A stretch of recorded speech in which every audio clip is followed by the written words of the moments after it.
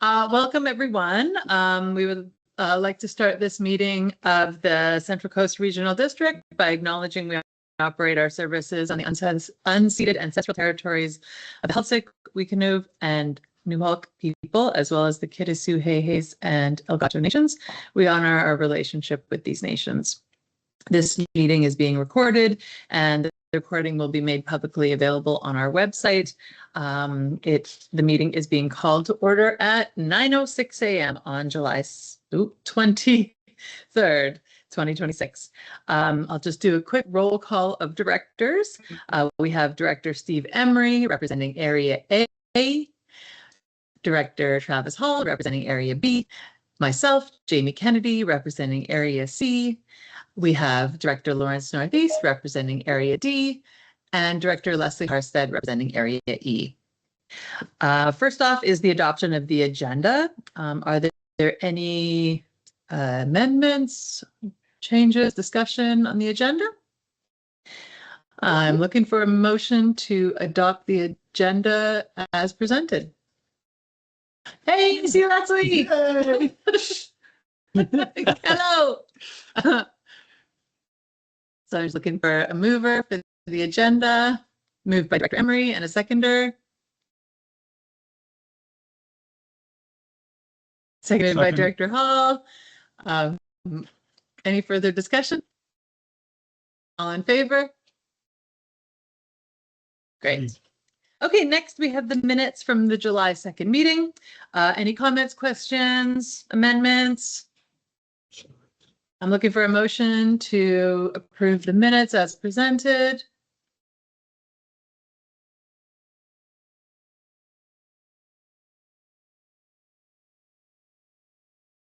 So moved. Moved by Director Northeast and a seconder. Director Hall. Any further discussion? All in favor? Aye. Great. Okay. Any opposed? Hearing none. Okay, great. So we're moving right into executive reports. I will start with mine, the Area C report, and then we'll move through directors alphabetically. So yeah, it feels like we just had a meeting, although it was a few weeks ago. But I just have, a few thoughts that I want to share. And first off is about the election that's coming up this fall. So I thank you for putting on the orientation last night. I hope that anyone who's thinking about running, about serving their community, I encourage you to ask questions, to learn about the role, and to put and to consider putting your name forward if it's something that you would be interested in.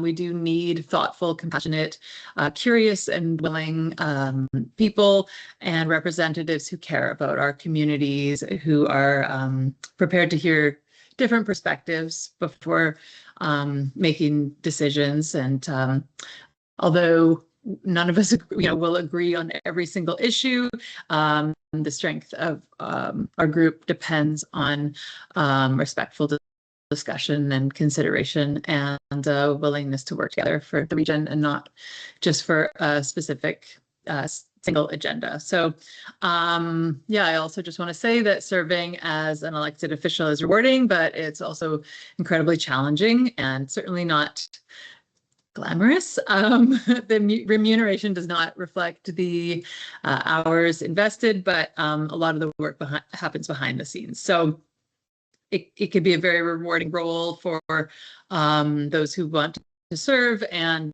yeah, it will change how you experience your own community. So during my time as a director, there were occasions where I experienced personal attacks and abusive behavior more than once. I was just told to grow a thicker skin, but I just don't think that is acceptable. I think we want people who care about our community and who care what people think. And although people have the right to disagree, and hold elected officials accountable, these conversations are are essential, and abuse, intimidation, and personal attacks are not. So if we want caring, capable people to serve, then it's important that we create an environment where respectful disagreement is the norm. So anyways, just my my message from my position after 8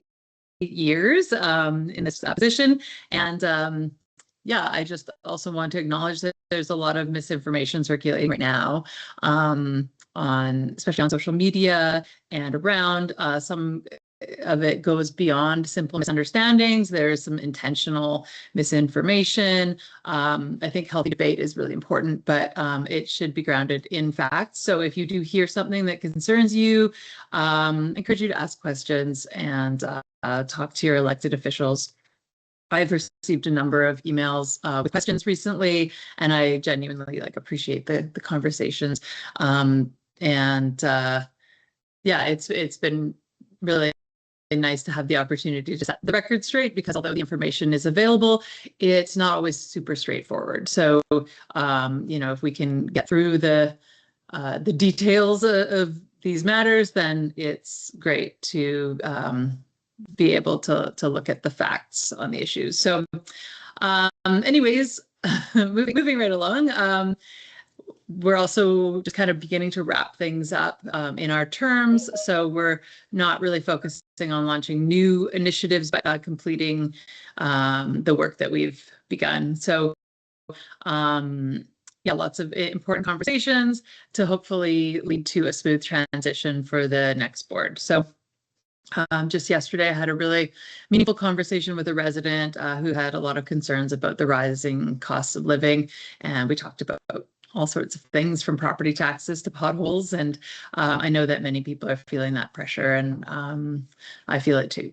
So yeah, as we prepare for UBCM to meet with ministers, top priorities will be discussing what we can do to help reduce the financial pressures facing rural communities like ours. The challenges we face are unique, but we're not the only ones who are facing challenges with the rising costs of local government or governance in general. So thank you to everybody who's stayed informed and who participated by asking questions and writing emails. And yeah, consider running for local government.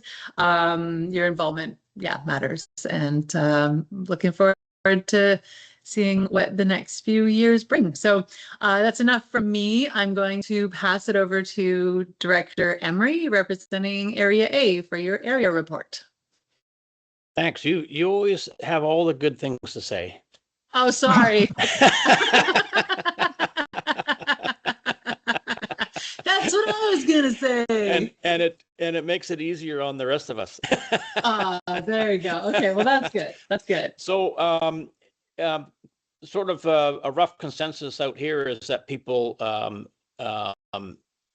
are thinking the 911 is good for our area. That's just, I'll put that out there. We had our final viewing at the community hall for the final FIFA game, and which had quite a few people turn out, which was pretty good. And everyone enjoyed that. So maybe in 4 years, maybe we'll do it again, but probably without any funding. Maybe we'll see. And other than that, we still are being underserved by Dawson construction or contracting as in regards to our roads. And the graders broke down again, and they managed to grade another 1,000 feet and left a big windrow right in the middle of the road for people to knock their oil pans out with. And so we still haven't heard what their next plan is. The mechanic came out and they got it down to the ferry, but they didn't put it on the ferry to send it back to Bella Coola to get fixed. So who knows what they're up to. So Casey Foyston in the MOTTI is supposed to be getting back to me when they have a plan of what they're supposed to be doing. So that's my report for this month. Thank you, Director Emery. Thank you for the report. Director Hall for Area B. We had a couple of see, sports fishing derbies come up. That was pretty good. I didn't attend them, but I had some pretty good catches. Of course, we had an election here. I didn't get on, unfortunately, but congratulations to those councillors who were successful in getting on Celtic Tribal Council.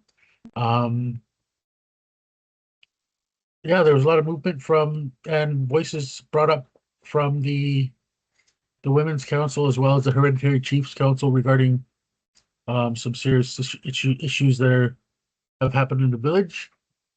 I'll just leave it at that. I mean, in Floby Days, I got to see a couple of the local area representatives down there. Yeah, it was good. Good day. I haven't been there before during the what's called the parade, and yeah, it's quite enjoyable. But my mind has gone foggy right now. I'm dealing with the heat here. I think I suffered a bit of a heat stroke a couple days ago, so I'm still recovering. Most people wouldn't know what Flomy days are, so maybe let them know. Oh yeah, just the Port Hardy. What is that? Port Hardy celebration. I can't remember what it's exactly for, but they all get together for a parade during the middle of it. I don't know, maybe Steve, you know what it's about really, but it was cool to see all the different groups of people and different organizations get out. We saw a large number of turnout for the fire department and the rescue and stuff like this, and there was so many vendors out. It was really, really awesome. Of course, they're all giving different kinds of prizes and whatnot if you enter your names, and I'm hoping to win an emergency response bag from one of the emergency tables. That was actually pretty nice bag. And they had some people from environment, the climate stuff, and the whale watchers. It was cool to see the whale watcher table, and I went up and showed them a picture of a couple of the whale tails that I've seen. They didn't get to identify them, but I'm going to email it to them. Maybe they can identify it later. Kind of a neat thing to go to. Yeah, that's great. Huge turnout. Yeah, thanks. Cool. Thanks, Director Hall. Flo- Director Flomy. Northeast. Sorry. Just let me budge in just for 2 seconds. Flomy is an acronym for forestry, logging, and mining, and it sort of celebrates their natural resources end of things in Port Hardy. Okay, thank you. Director Northeast, you're up. Great, thank you. Nothing much to add. Not much to add. Just more of an anecdote. Around 8 years ago, I was down in Vancouver for an education conference, and just down the road at another hotel was a group of people that I would come to work very close with over the next 8 years. They were down there for an LGLA something or other conference. It was training especially for regional directors, or I should say especially new ones. And it was there I sat down for the first time with many of the people you see at this table right now. Why am I mentioning that? It's because my sort of gauging the wind tells me the board is probably going to look very different next year. And I want everybody to swear on a stack of whatever books are holy to you and say, we will be nice. Because the job, not looking for sympathy, is hard. And I'll tell you, it takes at least 2 years. If you're brand new out of the gate, wide-eyed and optimistic, it takes, I think, 2 years to really get a handle for it. So I share that also to encourage those of you that are thinking about running.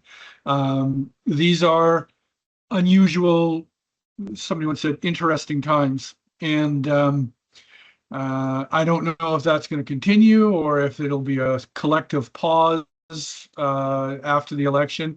But I hope if you're thinking of running, you're running for the benefit of the community because you have something that you want to offer or even something that you strongly believe in. And my best advice to you is don't get frustrated. Try not to be a one issue candidate. Try to look at things globally. The person you disagree with tomorrow, you disagree with today, or disagrees with you today, could be your strongest ally the next day. These are the times we live in, the politics. It doesn't just kind of ebb and flow. It comes ripping in like a Bay of Fundy tide and goes out just as quickly. So again, I'm looking around this table. Some of those that were with me 8 years ago are not here now, but the majority of them still are, and it has been my honor to serve with all of them. So thank you. Thank you, Director Northeast. And is Director Harstead online? Looks like we lost her. Okay, well, we will come back to her perhaps, but I won't. Yeah, okay, we'll come back to that. So we have our delegation here. We have Casey, is it Talazar? Tasler, sorry. We have our Tasler and Alex Brandt here from the Coola Ice Rink Association, and they have a presentation for us. And we're just gonna get the tech sorted, and then you guys are up. Thank you so much for joining us today and your patience as we get through the reports and everything. Thank you for having us. Great. Bring up our presentation that we've got. So there's Director Harstead. You want to give her a chance? No, we'll come back to her after, and then you guys can do your thing. Here we go. I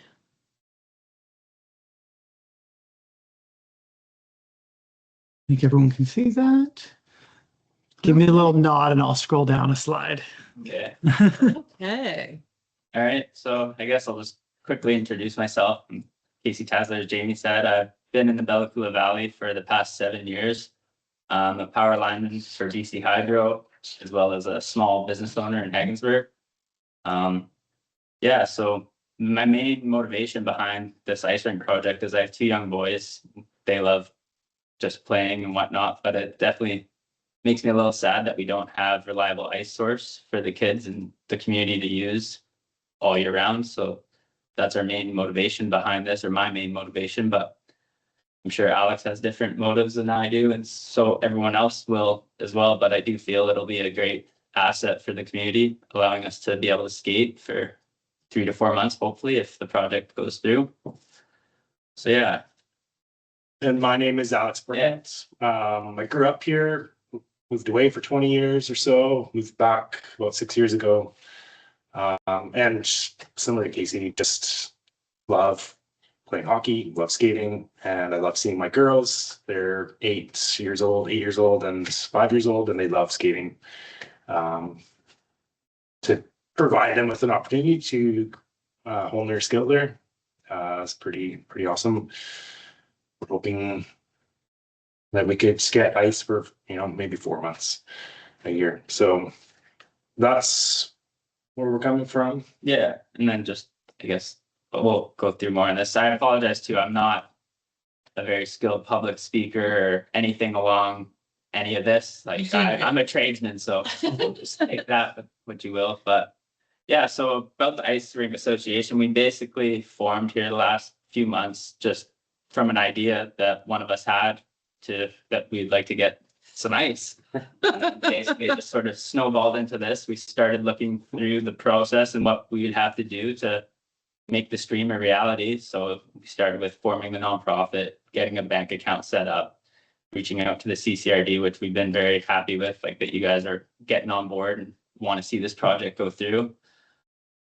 And then, yeah, so we're made up of 6 people. So myself, Alex, Wayne Bittner, Cheyenne Reminente, and Eric Remke. Did I miss anyone?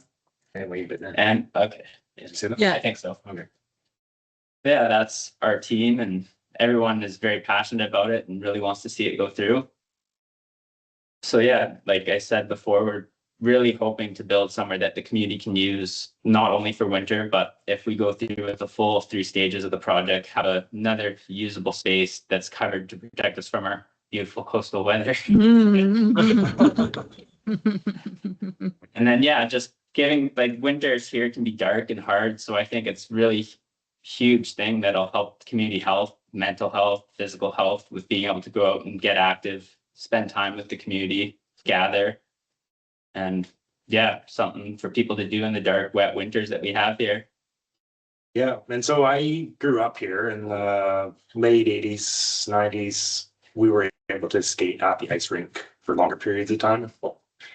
And in the last few years, well, there was water main issues, but mostly it's been the weather issues. We just haven't had the same consistent cold snaps that we had. Don't know where we're going to go in the future, but we're just looking at how can we create consistently solid ice. And so I think the other part of this is that the technology has grown in the last decade or so, where it's affordable and possible. And let us know when you want us to change. Yeah, why don't you go back up to that one? So, so why this project? We've kind of touched on that, right? We've had a short skating season, unpredictable weather, and in the winter, there's not a lot, outside of basketball. And there's some indoor soccer, but it'd be nice to have some outdoor activities that are local, where kids don't have to go up the mountain to go skiing. Yeah. For sure. Yeah.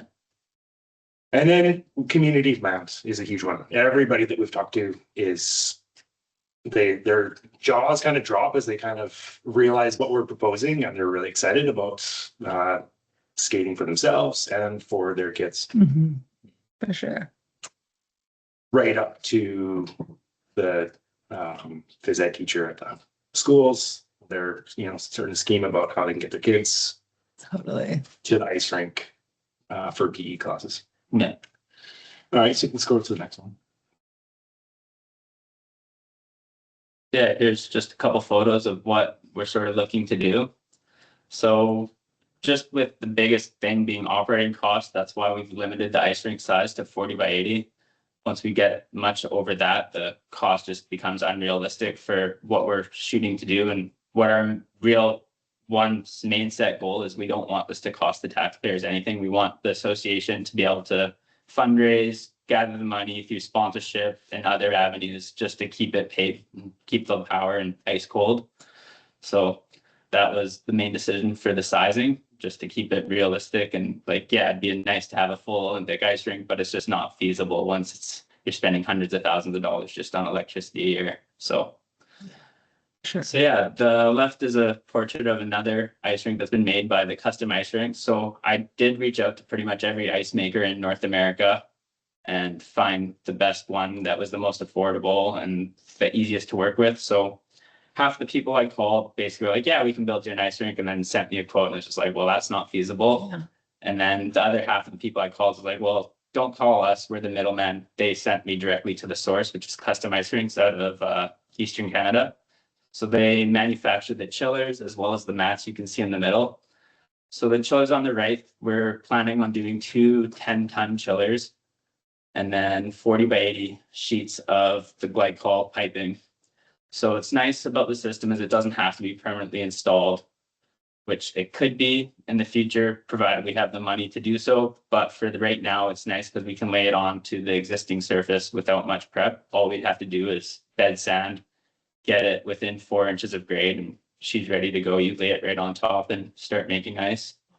And then, so the operating temperatures of the 10-ton chillers, I've got it on a sheet there for the annual operating cost.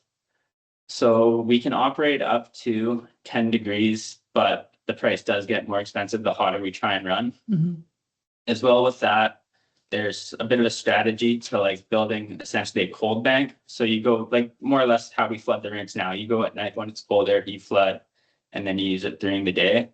So as well with doing that, we expect to be able to drop our operating cost by about 20% by building that cold bank through the night and then using it during the day.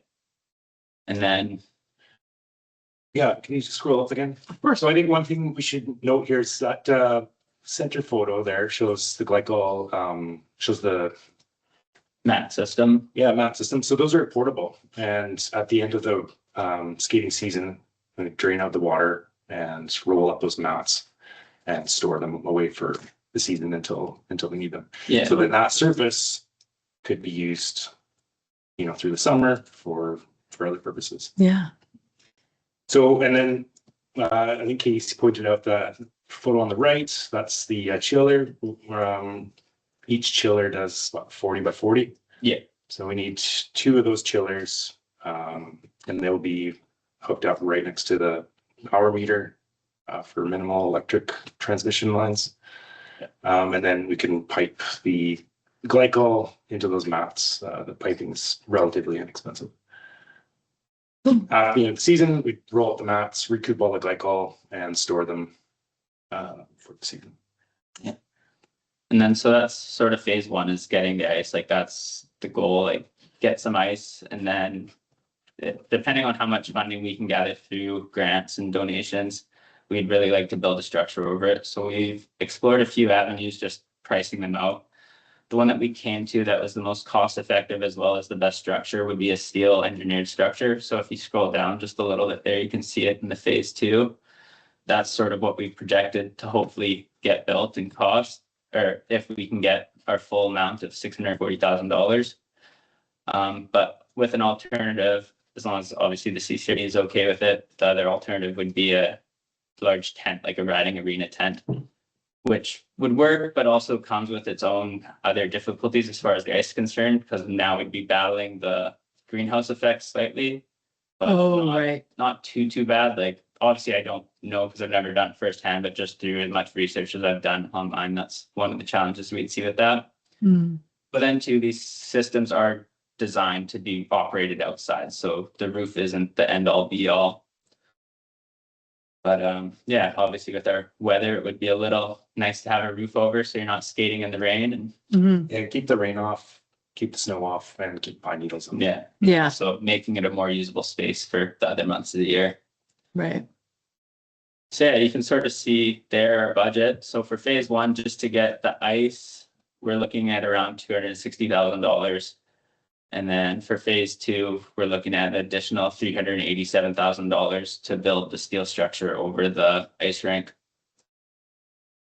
And then, yeah, so a little bit on the phase 1 too, like that's with the boards included. We can also do it without the boards, which without it right in front of you, it's on the sheet there, but I think the boards themselves were around $56,000. If my memory serves me right, just to get ice. And then we can put it in the existing ice rink. So I think for that cost, we were $138,000 just to get, like, purchase the chillers and the mats. Mhm.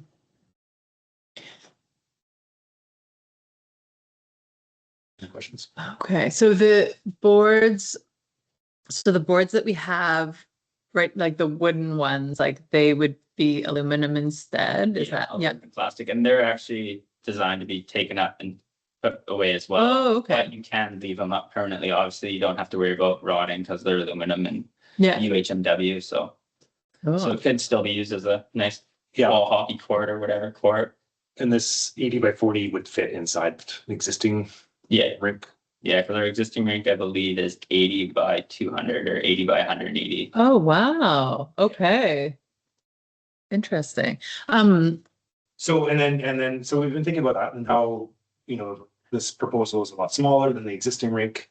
In the last, well, this year, we only used half of the rink Oh, okay. because of the edges, Yeah. didn't freeze properly, and the ice just wasn't there. So we ended up only being able to skate on half of that Right. current surface. And that's still great for hockey Oh, and definitely. whatever. Yeah. Won't be able to have a full NHL or Olympic hockey game. But it's a perfect size for a nice 3-on-3 or kids hockey. Like you can still play full team kid hockey on a 40 by 80. Yeah. So Oh, cool. Should I open it up for questions or you guys? Yeah, let's go to the next one. Okay, next slide. yeah, our annual operating cost, I had it on a sheet there, but I rough estimate through my research and having a pretty good understanding of electricity and costs. We're looking at around $10,000 a year just in electricity, but that's on the higher end. Lower end would be around $6,000. So if we want to do that all volunteer based, all fundraising based, we don't want it to cost the taxpayer a dollar. So a few of the ideas that I've had is raffles. So purchasing a side by side with the association or a 4-wheeler and raffling it off to come up with money, as well as corporate sponsorships. So advertisements on the boards, provided that the CCRD is approving it. Cool. Yeah. Yeah, I think even like, yeah, getting the school to like pay, you know, like Yeah, not to too like renting the ice out for events or Yeah. whatever. Like, I feel like it's $10,000 is totally feasible, something that we can come together just for the electricity, but obviously there'll be more operating costs with ongoing maintenance and whatnot, but hopefully with that, we can build a decent nest egg, call it, for upcoming maintenance and Mhm. whatnot. Mm-hmm. Director Herstead has her hand up. Oh, Director Herstead, do you have a question?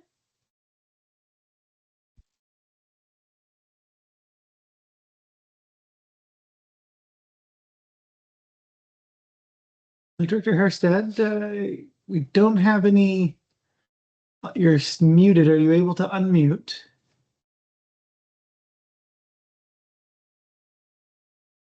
Maybe we'll come back to Director Herstead. Okay, sorry. Go ahead. So yeah, So our board is all volunteer, Yeah. and we're just doing it for the love of it. yeah. We're all pretty passionate about it, and it's, easy to get up for. Yeah, definitely. Totally. So yeah, and then to cover the costs, we'll do a bunch of fundraising. We're looking at one of our larger grants is Northern Development Initiative. We just submit application for that later this month. Yeah. And then we've got a bunch of other applications going out as they come up. Great.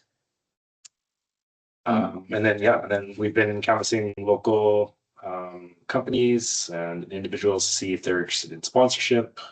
So far, we've got 33,500 just Wow. local in the Valley businesses. That's awesome. So, and then I've reached out to many larger corporations outside of the Valley as well, hoping like if it falls under sort of what they like to support, which is, I think, community health, mental health, all those sort of things. So waiting to hear back, have a handful of other larger businesses that said, yes, we want to get behind you. We just have to obviously decide on how much or how we'd like to sponsor or help, because obviously we'll take any help we can, whether it be donation in kind or just words of like advice on how to go about getting funding from different avenues, or just like, so like just for an example, like Interfor reached out to them, and tough time in the forest industry right now to be asking for funds, but they're still able to possibly donate in kind, which would be lumber and other assets. So Wow, that's great. There's Leslie. Oh, there we go. It is. I don't know if she doesn't have her hand up anymore. Director Herstead, did you have a question? I see you now. But I still can't hear you. Could she type her question into the chat? Yeah, if you can type your question into the chat, we could probably see that. And Director Herstead, it's *6 to unmute on the cell phone Teams line. Her microphone's not working on her laptop, so she's also dialed in on a cell phone. Okay, cool.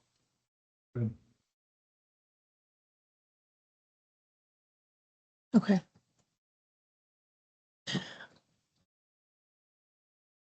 There we go. Okay.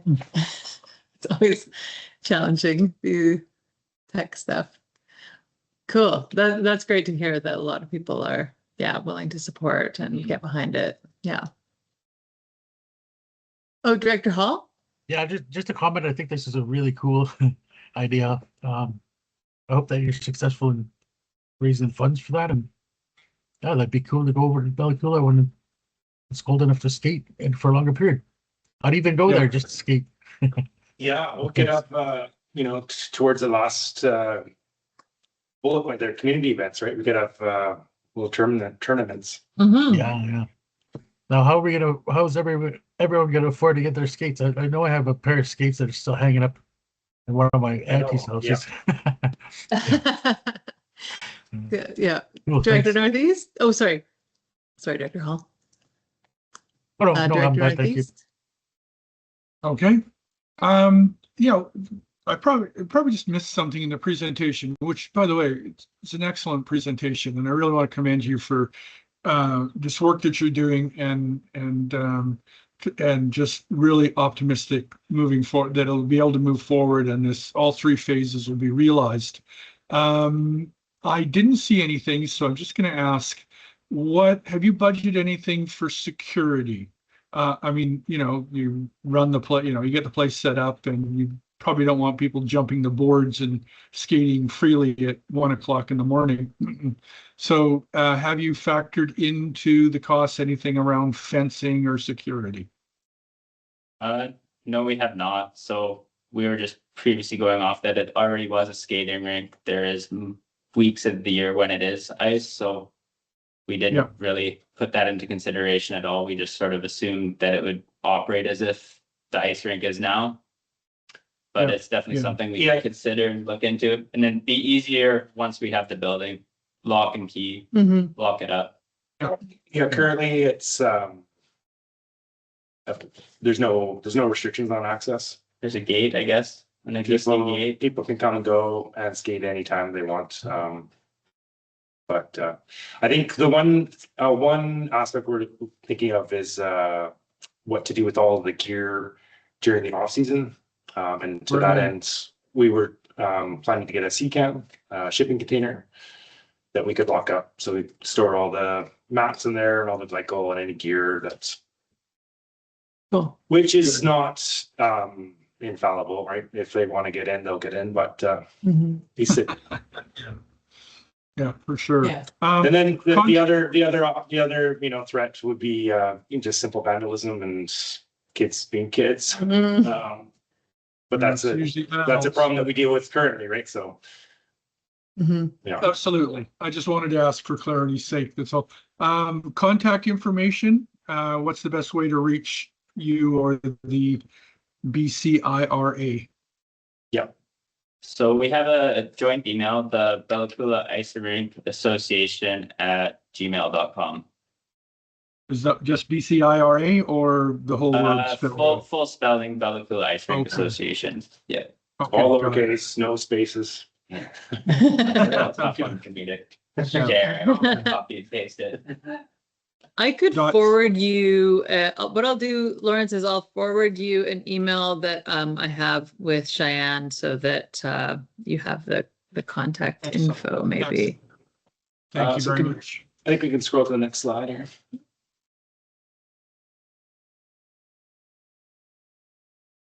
Yeah, so we've touched on this a bit. Yeah, like huge thing for kids in the winter time, like giving them another activity to get out, stay active rather than sitting on the iPad. And also adults, it's like same thing. We're very limited here. This all sort of did start from like a men's night hockey, ball hockey. So Jeff Kloss, he set up, I think it was Jeff, right? Yeah, set up ball hockey at one of the schools there, and it's had great success and guys really enjoy it and look forward to it. It's a nice way to go get the lungs burning and try and stay a little fit through the long winter. Yeah, just a place to gather and run around. And we thought, how can we expand this? Yeah. Yeah. So then when it did start to freeze and we got the ice rink going, we're like, and then it started to rain, a week later. Yeah. This is not good. We need something more than this. I think, earlier you touched on this, Jamie, about just, and Lawrence too, but unpredictable times and interesting times, right? So we're all kind of dealing with sticker shock at the grocery store and bills and trying to wrap our hand around world events. And one way to deal with that is through exercise and staying fit. Totally. For your body and for your mind. And so this is one more avenue we can use as a community. Yeah. Absolutely. And it's, great for community building and keeping people here, right? Like with recreation and things to do. So I think you've got it's a great idea. What was I going to ask a question? As far as, there's always challenges like the maintenance piece. And if something does go wrong, like as far as what how we can budget for that, or a lot for that. But I think as we kind of go along and one foot in front of the other, we can kind of look at what Yeah, so our proposal is that the BC IRA takes care of the rink. We get the funding, we install it, create it, and we maintain it.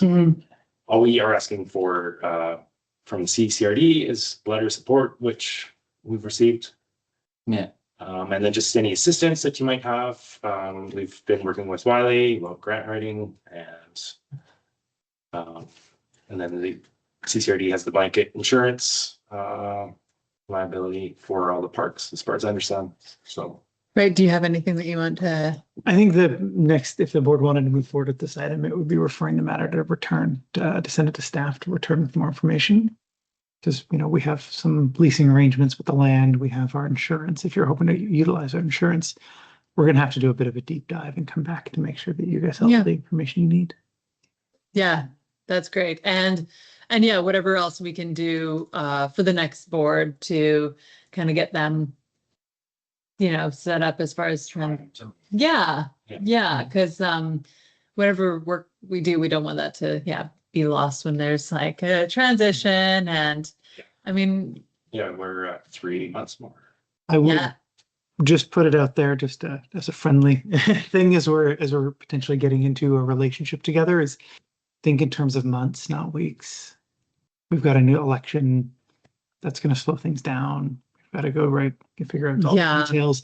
Like this isn't something where we can mobilize and catch up to you guys at the speed you're at. It's going to be think months, and I mean that just so that we're starting off on the right foot. Not, oh my God, you guys are slowing us down. It takes time. We're going to get this done this way. Yeah, I'm just trying to set some expectations, because the election, we kind of go into hibernation mode during that period, so it's going to be pretty quiet. Right. Yeah. Director Northeast. Yeah, hi. This is a question coming from somebody who was a teenager in the 70s. When the ice is off the rink, can you roller skate on it? With the current surface, no. It is very uneven and potholy and So yeah, we are hoping that we can have it repaved when the airport or the runway is repaved. So we've kind of had that on our radar as like, you know, that surface needs to be, needs some attention. What's our timeline? Do we have a timeline on that? No, not right now. The hands might have more information, but I know that if the contract details are sorted and that's gone out, there's some work that's being done. But things take their time. It will move very quickly, though. I think once the ball gets rolling on that, it does move quickly. But I can, again, punt it back to staff, we can kind of look at where things are going. Yeah, like while we've got the pavers here, it'd be really great to get that. And we've been talking about it for years. We had set aside money, and then the pool was over budget, and you know, like just things like that. But we've really wanted something to be happening there for a long time, and heartbreaking to not have that space, you know, in operation, because I've been to see the kids at the high school skating, and it's so great to see them out there. For a lot of them, like, who haven't had an opportunity to skate around. So we'll, as Mr. Slingerland said, moving forward, we move at a bit of a slower pace just because of our meeting schedule and things like that. But my hat is off to you for the work that you've done in the community and getting that support as well. It's really exciting. And that's how these types of projects happen. Like, is people who, you know, are out there making it happen, and not just complaining, right? About like, why doesn't anything happen? It's like, you guys are really doing the work. And so so speaking to that, the people that some of the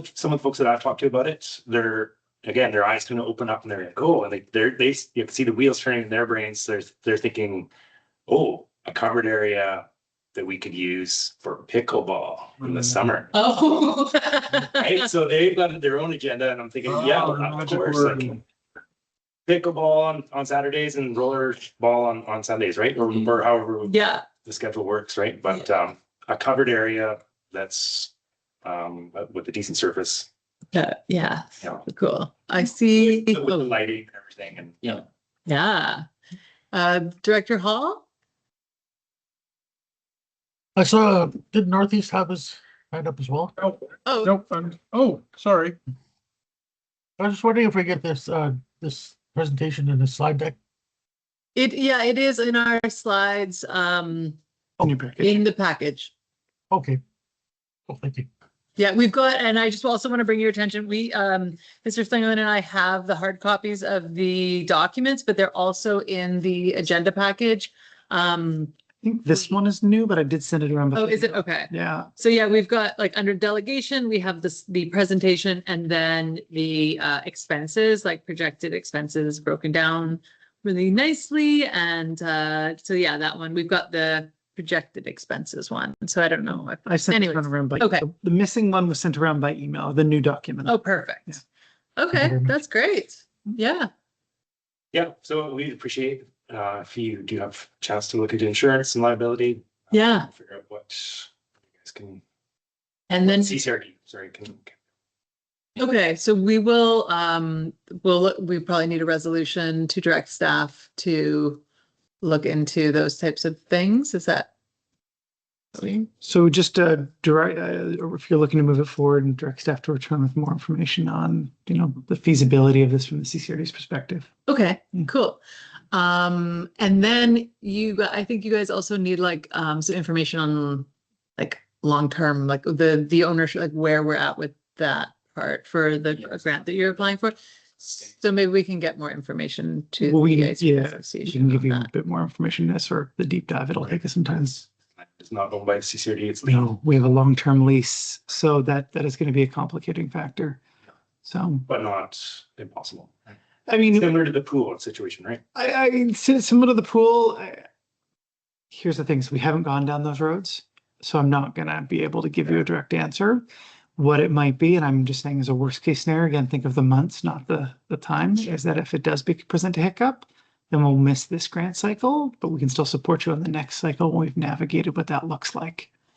So just back to that part, it's going to take some time.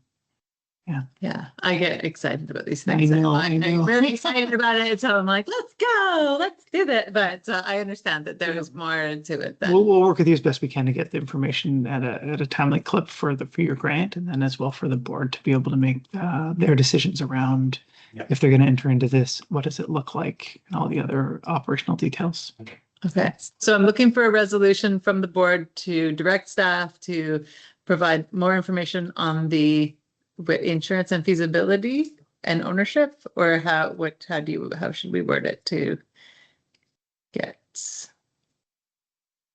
I think what we're more or less looking for is just approval to operate and run it. Oh, Yeah. that's way down the line. You're Yeah, nowhere we're not near that. there. You're Right. nowhere near that. That's there. We've got to have agreements in place. We've got to navigate the technical issues.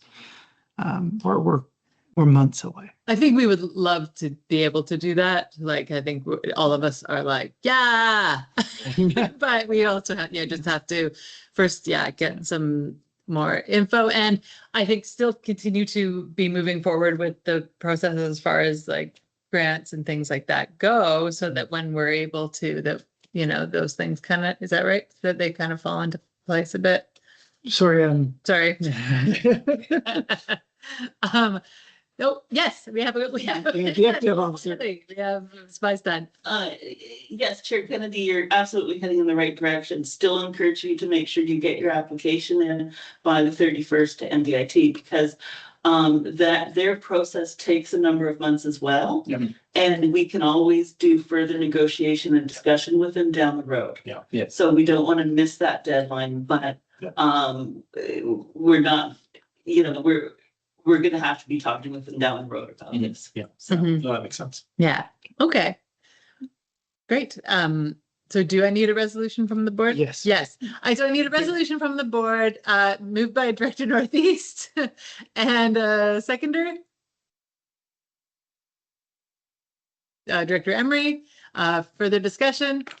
All in favor? Aye. Great. Okay, great. So awesome. Thank you very much, you guys, for coming in and for the info. And I'm really excited about this project. As you can tell, Yeah, timeline. thanks for having us. Yeah. Awesome. And yeah, thanks for spending the time. Any further questions for Mr. Brandt and Mr. Tasler? Nope, we're good. Thanks, you guys. Okay. Okay, does anybody need a quick break before we continue on in the agenda? Nope, we're gonna continue on. All right, thank you so much. Okay. Thank you. Pleasure, Gwen. Thank you. Okay, good. We'll talk next week. Sounds good. I'm gonna be gone for the next 2 weeks, but Cheyenne will be in contact. I'm heading up north. So Oh, good. okay, so I'll see you guys. Pleasure. Thank you. Pleasure. Nice to meet you, Jamie. Person. Take care, Casey. But no, it's good. We'll follow up, but just make sure you get the application. And we'll deal with the rest of it as. Yeah, I think we're meeting tomorrow to finalize it. Good. Thank you for your time. Thanks. Thank you. Great to see you. Take care. All right. Thank you, everybody. So yeah, moving right along in the agenda, we are on administrative services. So the Director Harstead. I'm just wondering if you can hear me. Yes. Oh, good. Yay. Hooray. Oh, did you, we could move your area report if you would like to do your area report. Okay, sure. I don't have too much, but I'll say a few things. Okay, is it okay if we do it now or do I need a motion?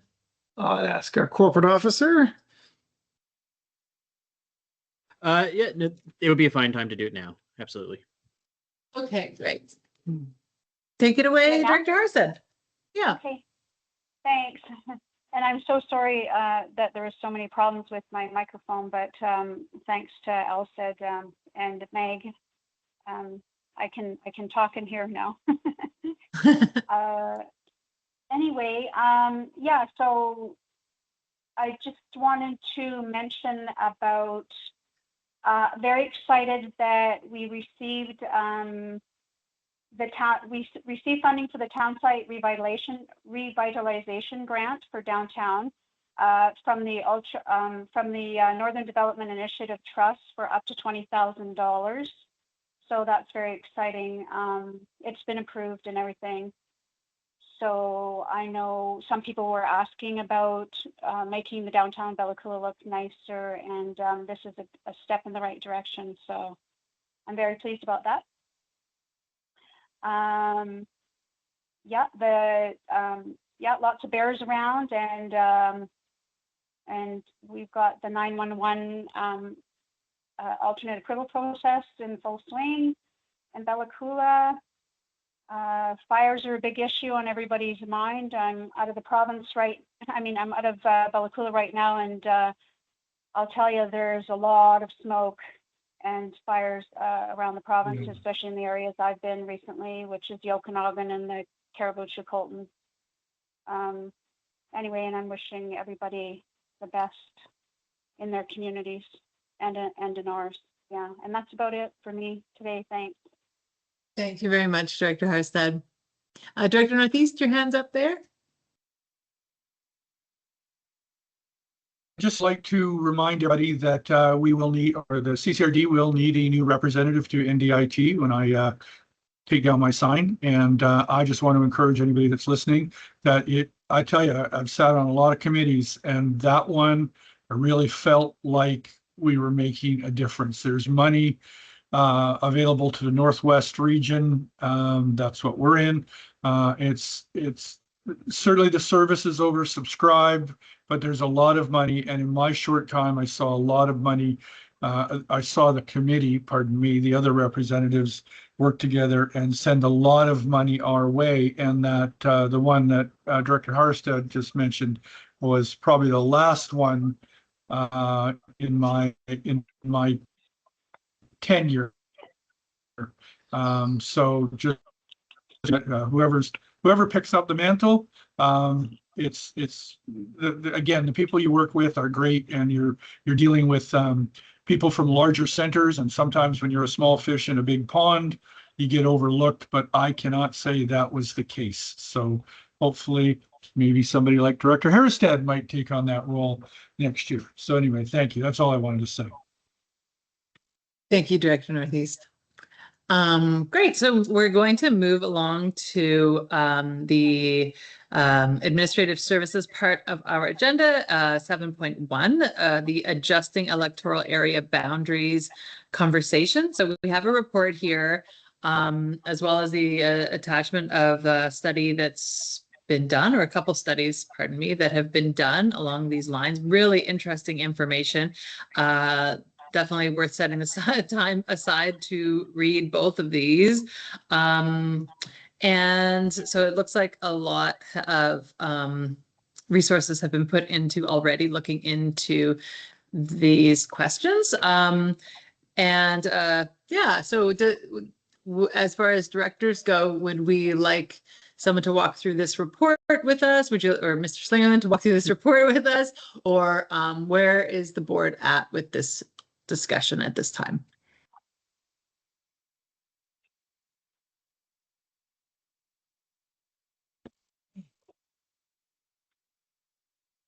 Like I feel like this is like a really big conversation, and we are, as we've mentioned numerous times, getting to the end of our terms.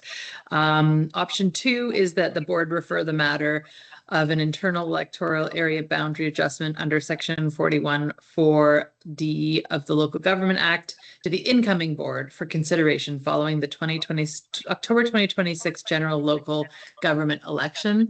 I feel like that may make the most sense for us at this time, but open to questions, discussion from the board. Yeah, oh no, go ahead, Director Hairsted. Go ahead. Oh, I just, am I getting feedback there? Yeah, we're getting some feedback. Yeah. How's that? Better. Yep, better. Okay. I just want a point of clarification. Yeah, so this information that Curtis gave us in the request for direction, so it would be, so there was no formal review done right now. We're looking to do that in the future, correct? Through the chair, Director Hairsted, in my conversations with the Ministry of Municipal Affairs, they feel that they've studied the matter twice, and that there is not a need to study it further. If there may not be a need to study it further if it's just the CCRD wishing to tweak its internal boundaries. But we would have to engage with, there'd be a bit of engagement that I think they'd want to see. And then we would have to start building a case and presenting that case to the minister. And if the minister felt it was sufficient, they could then look at undertaking those boundary changes. So it's still a fair amount of work. There may be, they may want to see things like community engagement, First Nations engagement, that sort of thing, if we were undertaking this. So it is subtly not the easiest road. Like, we can write the letter, that's fine, but the other things they're going to want to see are activities that we will need to undertake to make that case that there is broad support for these changes based on the 2 studies that have already been undertaken. So the next board or whoever would just be looking at revisiting the information from the 2 studies, like the potential of moving some of the electoral area boundaries, etc. That all the stuff that was discussed in those other 2. Yeah. So they could look at it. Okay. If you wanted to undertake it, it'd be kind of a rush. It'd be very much a rush job, as we have the election Right, and yeah. the challenges of, I wouldn't recommend significant community engagement right before an election. It gets a little problematic. Yeah. Other questions or comments here? No, All right, I just, I would. Frozen. Nope, I'm still there. Okay. Yeah, I think you So you're we looking had a for a little motion, delay, but we can hear Madam you Chair? now.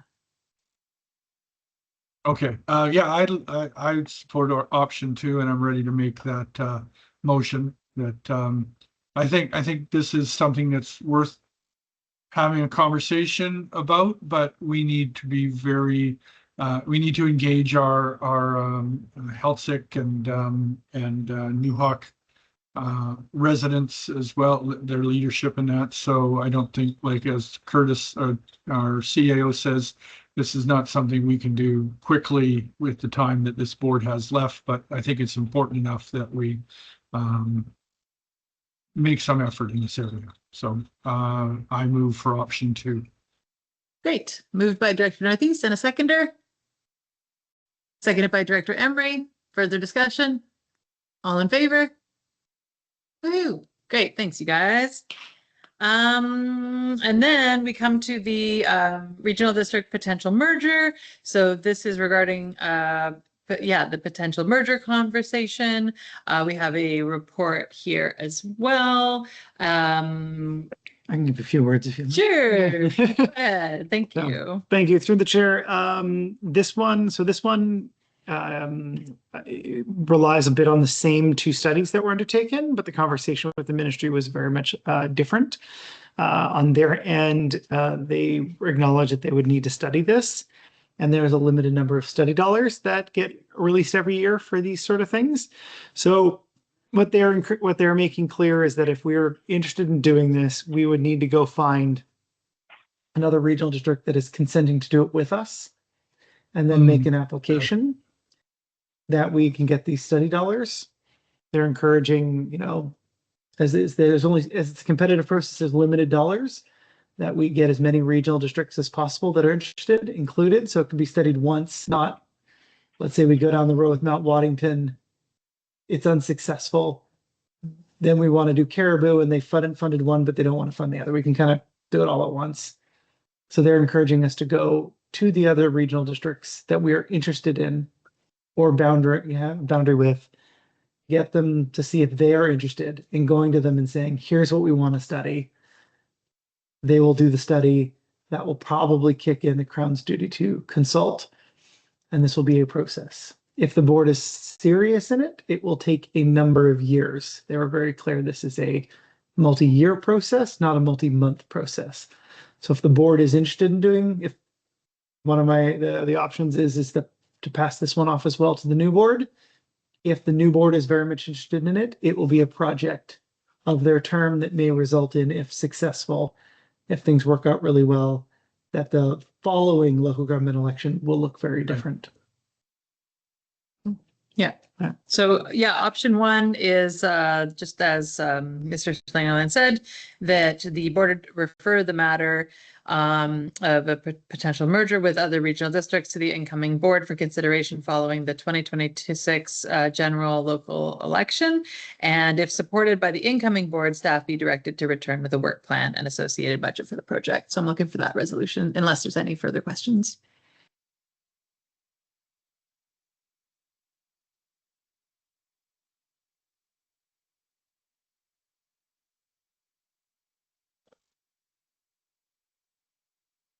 Director Harstead? Yeah, so option 1 is a motion before the board. Yes, I guess I could make that motion. Is that Yes. That's the one you just read out, correct? That's yes, option 1. And that's the one that when Curtis was speaking with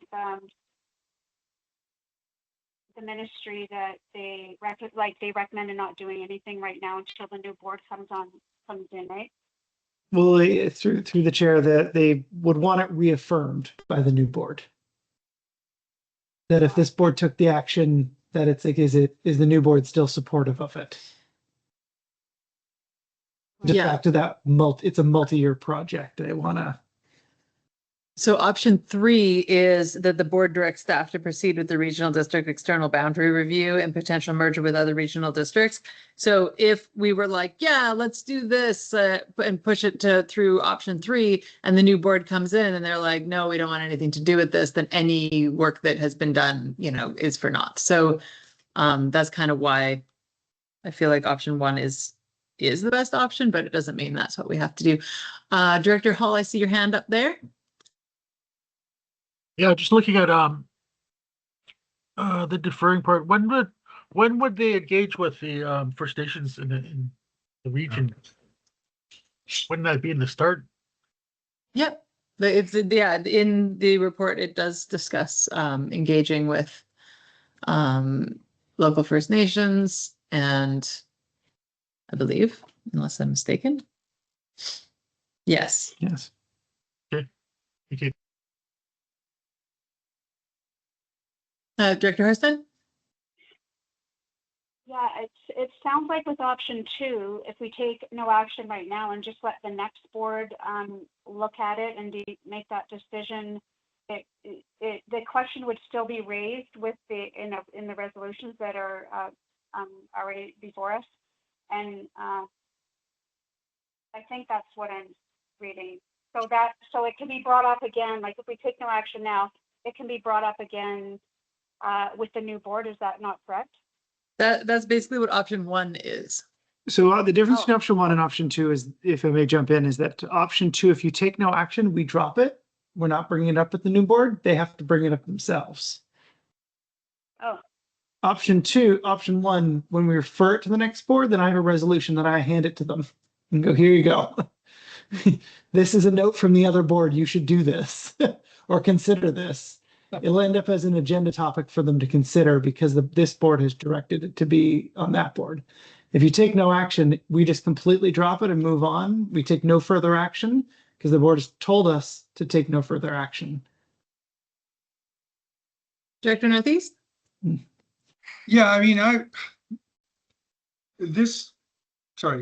don't mean to be dark here, but this could be down the road an action that we don't have a lot of choice on. I mean, we hear it, right? You know, property taxes are going up, and the cost of living and that. And, one day we could just reach a point where it just seems to be the only option. We're not there yet. And as much as I think there's value in considering this, I would be more comfortable if it was coming from the local people, right? And I'm not hearing that. I mean, right now there's a lot of stuff, directed at our habits of our expenditures and things like that. But I haven't heard anybody say, "Oh, it's time to pull the plug, join Waddington, join Caribou Regional District." But then what do I know? I'm not there. So, as I said, I would be more comfortable with the moving with this whole issue if I was hearing something from the community that we should start considering that. Otherwise, be prepared for, what they're up to now. They want to da da da da da da da da da. So I guess what I'm saying is without how does it go? Like people, they don't have the information, or they don't know where to look for the information, so they assume somebody's up to something. And so I guess a little burned by the 911 thing, I'm trying to navigate through this, realizing that it will be difficult and tough. I don't want to drop it, but I don't want to move forward. So I think the best thing we can do is pass option 1, right, and leave it for the next board. Mr. Slingerland, if they don't want to do it, they don't have to do it, right? That's right. 100%. This is the board's thing. If they don't want to do it, we're just going to come forward. It's exactly like what you just saw as a request for direction. You tell us what you want to do. Okay. So so if I'm not, I see Director Hall's hand is up, I think. So I should shut up now and let him talk. With some comments. Okay, and just quickly, I just want to add, this did not come out of nowhere or out of my head. This came from the community. I've had a number of conversations with people that were like, why are we even a regional district? So that is where this came from, was from the community. Director Hall, go ahead. I'm just curious, how was that addressed? Like, how did they address it to bring it out? That's just put that in the back of our minds. But with comments they stated in Ocean Falls with regards to will become much smaller fish and much bigger fishbowl, the voice will become more and more silent in a bigger when you have a bigger voting office. They'll have more people voting than us because of the numbers of people that they have in their regional districts and municipalities. So that's been a huge concern. It was brought up with the nation as well at some point here that they're worried about the voices being heard. Yeah, I just want to know, like, I guess with no other work being done, has there been any potential? Sorry, has there been any information gathered about how taxation is going to work and how that money is going to be shared? Like, No, it may you're be the way same ahead of, you're situation. way ahead of yourself. Like, we I'm haven't way even ahead of started the you, Denise. That was conversation yet. Well, these things would be needed to add to the conversations. But anyway, of course. So, yeah, so the well, conversation is just I'm saying to take the number 2, option 2 would be my suggestion. to take no further action. And to answer your question of how did it get brought up, people have come to me and said, we get nothing for what we pay. And a lot of what people get is governance, right? So a lot percentage wise, what each property taxpayer gets for their property taxes is governance. More here because we have a smaller population, but as you've said numerous times, we still need all the parts of the bird to make the bird fly, right? And so the whole thing was a solution to why we pay so much in governance, because per taxpayer, we have a lot of parts of the bird that we have to pay for. And so it's not necessarily about losing our voice, because what does our voice get us if we're not getting anything aside from governance, right? So, and as we've said, this is years down the road. This is not a like overnight we decide we're joining. Chatting with other regional districts, they are running into the same struggles. And if like, what value is your voice if you can't get anything because you're so small? And it's just hard, right? Like, our constituents pay more for us going to UBCM than any other places do, because our cost of governance is so high and they pay more per employee. They pay more, right? So we're a tiny little place. So if we were able to spread that cost, we would be addressing what our constituents are telling us is that this costs too much money. That's what I hear over and over more than anything else, is the cost. And so this is showing that we're listening, showing that we care about the money that people are spending, and that it's an actual workable solution to, like, you know, the major thing that we hear time and time again over and over and over. So yeah, that's how it came up in the community, was like, this is a possible solution. So anyways, yeah, I'm up for whatever the board decides as far as options, but I feel like if we go with option 1, it doesn't mean that anything happens. It just means that we say, hey, this is a conversation you could have. Okay. That's all it's doing. Okay. So I'd like to make that motion. Moved by Director Northeast, and I'm looking for a seconder. I will second. Further discussion? All in favor? Opposed? Okay, hearing none. Was that Director Hall, was that opposed or was that in favor? No, I said aye. I'll agree. I'll agree, because it's I mean, it is a proper discussion to have in the future too. So cool. Okay, thank you very much. Good. Everybody. Okay, moving right along to Public Works. So we've got a request for decision. This is the Rapid Adaptation Projects from FCM. It's a grant program. The proposed project is for a standby generator for the Haggensburg water system. just going to move forward in my, and I see Ms. Bystad is here in person, I want to add, which is very exciting for us. Get the camera to see if it will There show you me. go. There it is. So I don't mind an awkward dance. There we go. Can you tell us about this report? Would love to. Allison, could you bring it up on the screen for me? Would you like me to do that, or is Curtis better equipped to do Oh, that? is Curtis doing it? One of you. Sorry. Think about doing it. There we go. My apologies. Oh, that's fine. And then here.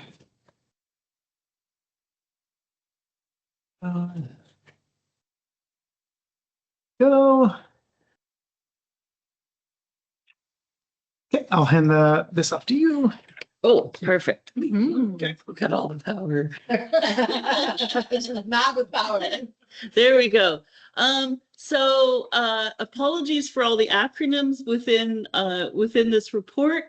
As you can see, this is under the Federation of Canadian Municipalities. They have a stream under local leadership done with the Green Municipal Fund, and under that they have a new stream called the Rapid Adaptation Project, which is the program that we would specifically be applying for.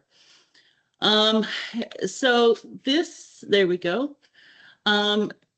So specifically what this grant is for is to apply for a backup generator for the Hagensburg water system. As noted on here, the reservoir currently provides about 24 hours of built-in storage during a power outage. So if we have a power outage or other kinds of emergencies, if they extend for longer than 24 hours, we will not be able to refill the reservoir. So the generator then is to ensure that the reservoir continues to be refilled so that we have ongoing water. And of course, there's some health implications with that. You know, if we're not having to use the creek source, it helps to keep the pipes clean. We're not introducing organics back into the system. That avoids boil water advisory. So there's a whole sort of logic behind the operations wanting to do this. The complication with this particular grant, and my apologies for jumping around, some of this information is in different places. So the grant funds a minimum of 70%, and then you're allocated an additional 10% for each item here. So if you are a community with a population under 10%, you get an additional 10%. So that puts you up to 80% of your cost. If you have a partnership with 2 or more communities, you then receive another 10%. If you have benefits for marginalized populations, you get another 10%. So the minimum is 70% funding to a maximum of 100%. But you don't know what your percentage is until after you've done the application and have talked to them about the fact that you're eligible for these increases. This is why when we come down to this funding here, we've said the 80%, because we know that we qualify for the minimum of 70 plus the 10% for the population under 10,000. Getting that additional 20% is going to be a discussion with them. So at 80%, that leaves 24,000 that would need to be funded from either own source or a different source. This is a stackable grant. So we are looking for other grants to put together with this. So it's entirely possible that we'll be able to access other grant funding. And we have the time. So this intake is happening in October. It's a very short intake, which is one of the reasons why we're coming to the board now, is because there is a little bit of work to be done to prepare for this intake. It happens in October. It is for barely 4 weeks. And then they have a 6-month decision-making time. So if they close in November, they take 6 months to let you know. And so that takes us to April of 2027. And then you have 2 years to implement the project. So the timeline on this is extended, which gives us the time to look for other additional grants, which is important because if you take a look at some of the financial implications, one of the things that the finance department has said is that if we need to allocate the 24,000 to the waterworks budget, is that would be an increase to the taxes. Obviously, we want to avoid that. And so we've put in the report a couple ways that we're doing that. And of course, one of the ways is to look for other funding. But the really important thing is this paragraph at the bottom of page 2, where it says, if the grant application is successful, staff will return to the board with the funding agreement, confirm project scope and costs, proposed source of the regional district's contribution, and hopefully by that time that will be in the form of another grant, and then any required financial plan amendments. At that time, the board may decide whether to accept the grant, authorize execution of the funding agreement, approve the local contribution, and proceed. So this is reflected in our recommendation, where at this time, all we're asking for is a recommendation to prepare and submit the application. We're not asking for authorization to proceed with the project. We're not asking for if we're successful to be able to sign the contract or the agreement. We're just looking for approval to submit the application, and then it will come back to the board if we're successful for discussion on what those next steps will be. And so the recommendation has been worded very particularly to make sure that this is only for, it's been worded so that we have what we need to submit. So it's the submission of the application, and then the recommendation that the funds are allocated to one of the budgets. We need that in terms of language, but because we haven't added, we need that language in for the application, but because the authorization, the recommendation doesn't allow us to sign the contract, we have to bring it back to the board. So in fact, we've worded it this way so we can proceed with the application, but it doesn't give us any authority to extend beyond the submission. Okay. I'm hoping that's clear as mud. Yeah, I think so. Questions from the board? No? Okay. So then we are looking for the recommended motion, which is that the board authorize staff to prepare and submit an application under the local leadership for climate adaptation, rapid adaptation grant program in the October 2026 intake for the addition of a standby generator for the Haggensburg water system, and that the local share of funds needed for this program are allocated in the 2027 and or 2028 Haggensburg Waterworks budget. Moved by Director Northeast, and a seconder.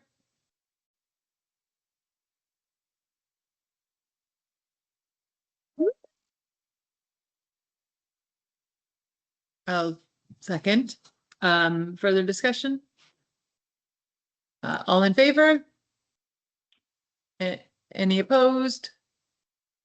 All right, great. Thank you very much. Lovely to see everyone. Yeah. Glad you're here in real life. I guess one question was, I guess the staff time will be charged to the Haggensburg Water. For the application of the grant? Yeah. No, the staff time for the actual application is just a standard part of staff business.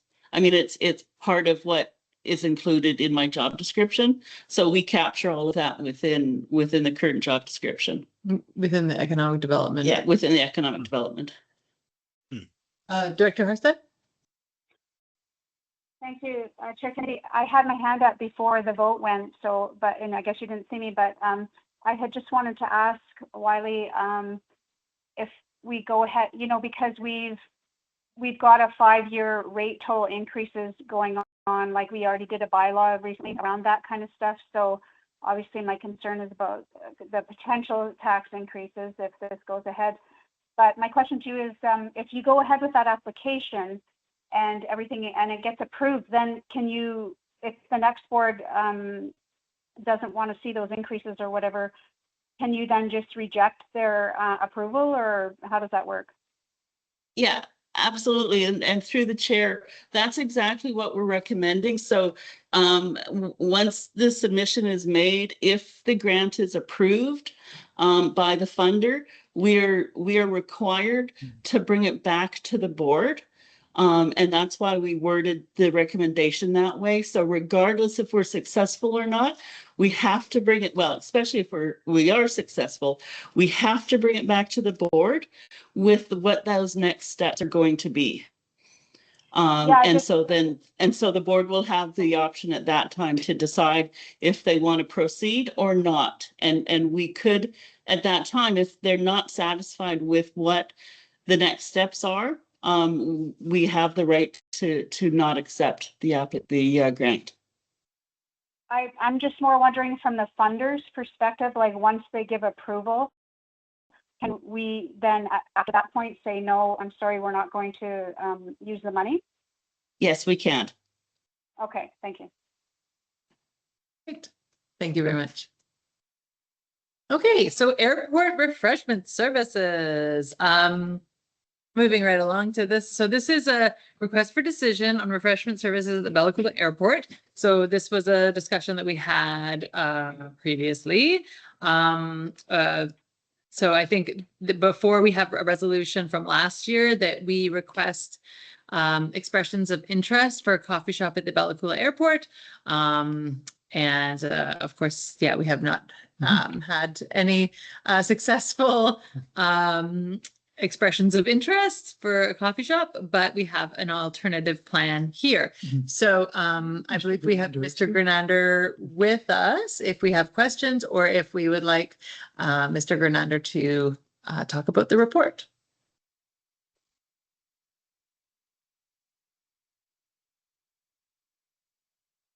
Good morning, Mr. Gernander. Thanks for joining us today. Hello. Hello. Yeah, does the So board can you have hear any? me? Oh yeah, I hear you. Okay, good. So yeah, there was a sort of a long-standing request to look at having coffee shop amenities at the airport here. So I started looking into that, and there has been previously been coffee shops run here by a number of different owners, and they didn't last very long because of the difficulty.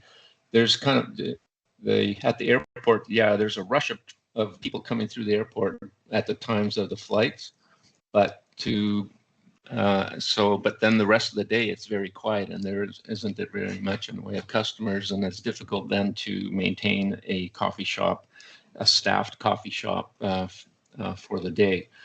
And then we've done some remodeling at the airport terminal as well, removing the space where previous coffee shops have been.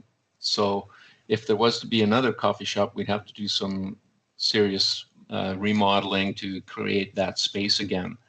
But there is space to put vending machines, and I think that would be a better option in terms of financial viability to have the vending machines provide basic services and food for the people that are passing through the airport. So there are vending machines in the valley right now at various locations, not very many, and there is a service provider who is interested in setting up some vending machines in the airport. And basically looking at approval or support to approach or put out an RFP for if there's other people in the valley that might want to try this. But then, depending what comes from that, then we could set that up. It would take a minimal amount, like there's already electrical power and so on for the vending machines itself. But if we install a coffee maker kind of machine, then we would need some drainage and a water source. So that would involve some more plumbing work to rig that up. So questions for Mr. Grenander about the report here?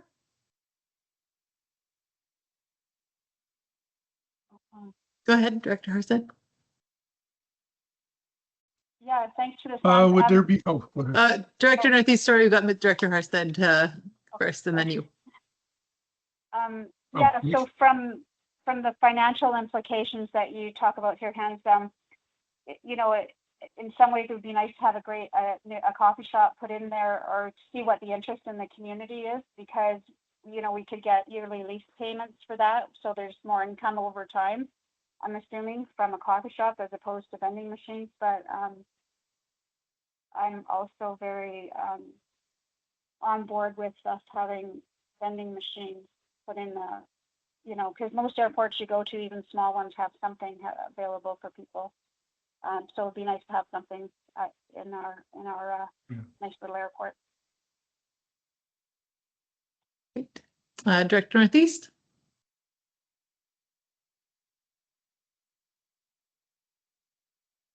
Yeah, hello. I may have sure. Is there revenue in this proposal for us? Do we charge a monthly fee? Do we get a cut of the revenue? Anything on that?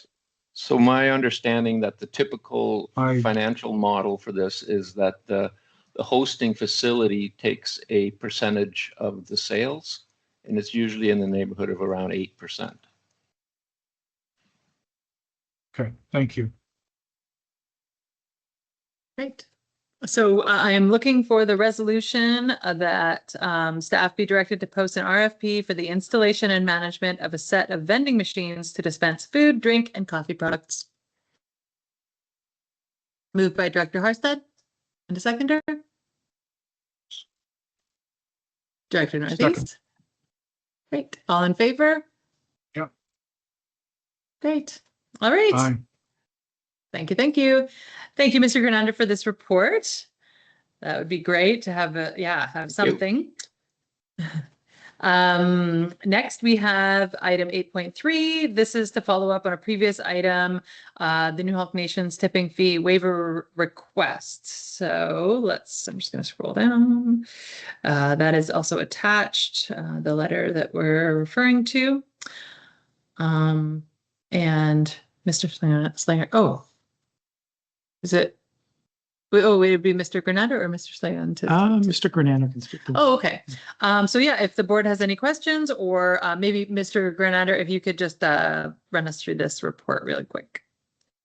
Yeah, so back in, it was either April or May, there was a request for cleanup events for the New Hawk community, and they wanted to have 3 days of free deliveries or delivering of different garbage that's been collecting on the reserve and brought to the landfill.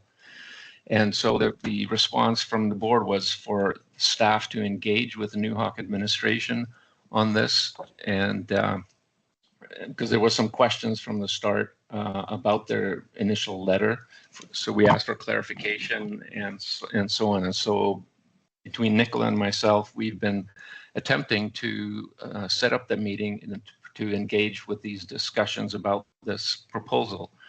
And we have not had any success by phone and by emails to Nicola's counterpart within the nation and also to the band manager.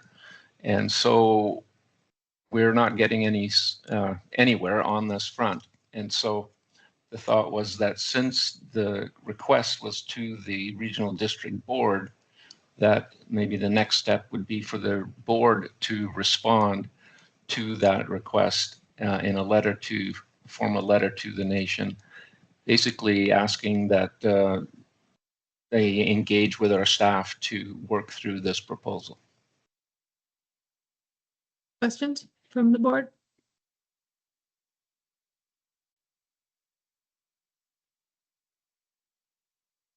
Okay, so we have a recommended resolution that the board directs staff to prepare and send a letter to the Nuxalk Nation acknowledging receipt of its May 21st, 2026 request seeking clarification regarding the proposed cleanup initiative, outlining the operational and financial considerations arising from the request, and inviting further staff-to-staff collaboration to address mutual concerns.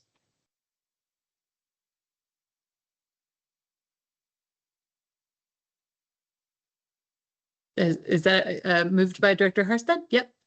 And I'm looking for a seconder. Seconded by Director Northeast. Further discussion? All in favor? Aye. Great. Thanks, you guys. Okay, thank you, thank you. Next, we've got the solid waste management plan update. So initiating this 10-year review and an update of that plan on a region-wide basis, including consultation with the public. Oh, sorry, now I'm just reading the oh boy, maybe it's time for a little break. Might be. Director Harstead? Yeah, I'm just wondering if we can have a little break. Yeah, let's have a little break. Let's take a break until 10:50. So that's about. Hello and welcome back. Hope everybody had a nice little break. I hope my brain has restarted. And we can, there he is. We can keep on moving. We're doing great. So where we left off was 8.4, the request for decision. So this is for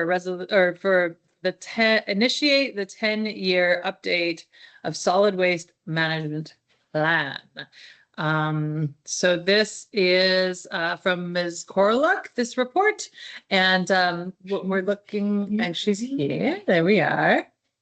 And so this is just, looking for the initiation of the solid waste management plan. So if we have any questions for Ms. Corluck, she is, I think, available.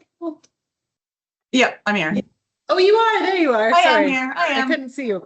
Hi, welcome. How are you doing? Great, thanks. Good. So, we have Ms. Corluck here. If anyone has questions about the report, or if we want, maybe Ms. Corluck, maybe you can give us a little quick run through here of what we're looking at.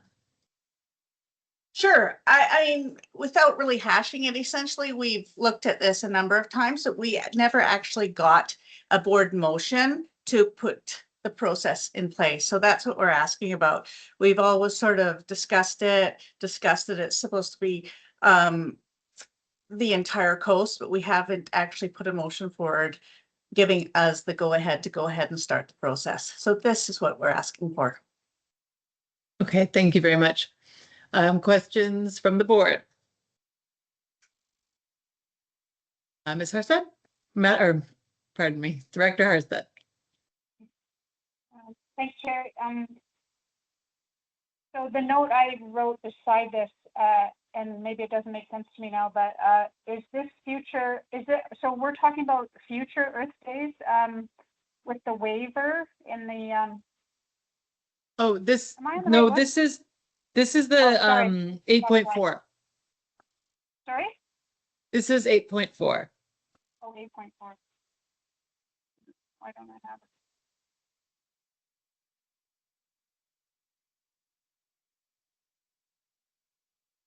Okay, so it's just, so you're just formalizing going ahead with that then, Nicola? Correct. Okay. So yeah, I'm just looking for a motion that the board staff, direct staff to initiate the 10-year review and update of the CCRD solid waste management plan on a region-wide basis, including consultation with the public, First Nations, and interested parties in accordance with the Environmental Management Act and applicable provincial guidance, and that the draft updated solid waste management plan be brought back to the board for consideration before it is submitted to the province for approval.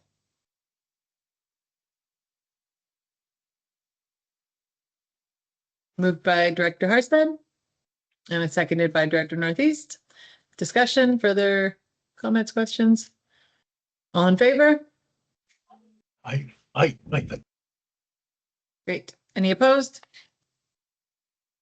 All right. So next is development services. Oh, and thanks, Ms. Corlick, for the report. We are on 9.1. So we've had a few discussions about data centers and considerations. So we have a report in front of us with about what our next steps are and what we would have to do moving forward. So I'm just going to pull that up in front of myself here. Does anyone have questions or comments on this report? Director Harstead. I see, thank you, Chair Kennedy. I just see that Chris Rempel, the community planner, has done an overview for us. So can he just speak to that for us? Is he here? I'm not sure. He's not here. He's not here. Perhaps if you have questions, we could direct them to Mr. Slingerland. I don't know if he would be able. I can do my best. Put you on the spot.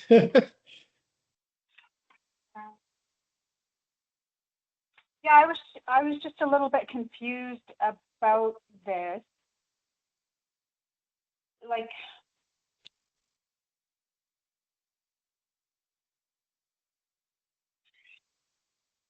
is this, is this sort of a follow-up from the letter that Chair Kennedy sent to one of the ministers about us wanting to protect our community or have something bylaw or something in place if we're approached as a community about having a data center here? I think it was the request for Notice of motion. Yeah, notice of motion. I put forward a notice of motion to basically start the discussion and looking at like bylaw or zoning changes to protect our community that way and to be like have a level of readiness. But I don't believe that we've sent any letters to any ministers about it. But we directed staff to come back with what we have here, which is the potential amendments to bylaw 553 2024 to define data centers as a use and require site specific zoning amendment prior to permitting. So it's just making it a bit harder for data centers to be setting up here. Anything do you want to add? Anything? No, I mean I'd recommend as this relates to the entire region. Like there's the specifics around the valley, but it also touches on Ocean Falls and some other elements of the whole regional district. So. If the board, there's no time limit on this report. So if the board wants more time to think about it, they can always punt it to the next meeting.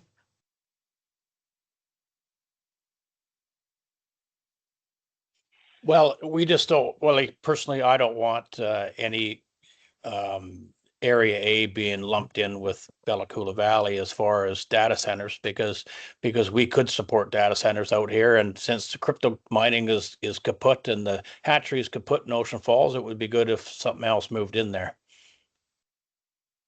Okay.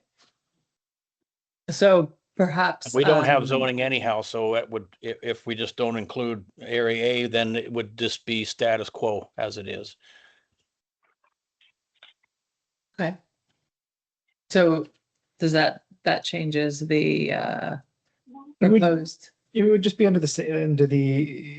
where's the recommendations? Options, updating the zoning bylaw. It's just the valley, as there's no Okay. zoning bylaw in Ocean Falls or in Area A. Mhm. So if you update the zoning bylaw, that will just deal with the valley. And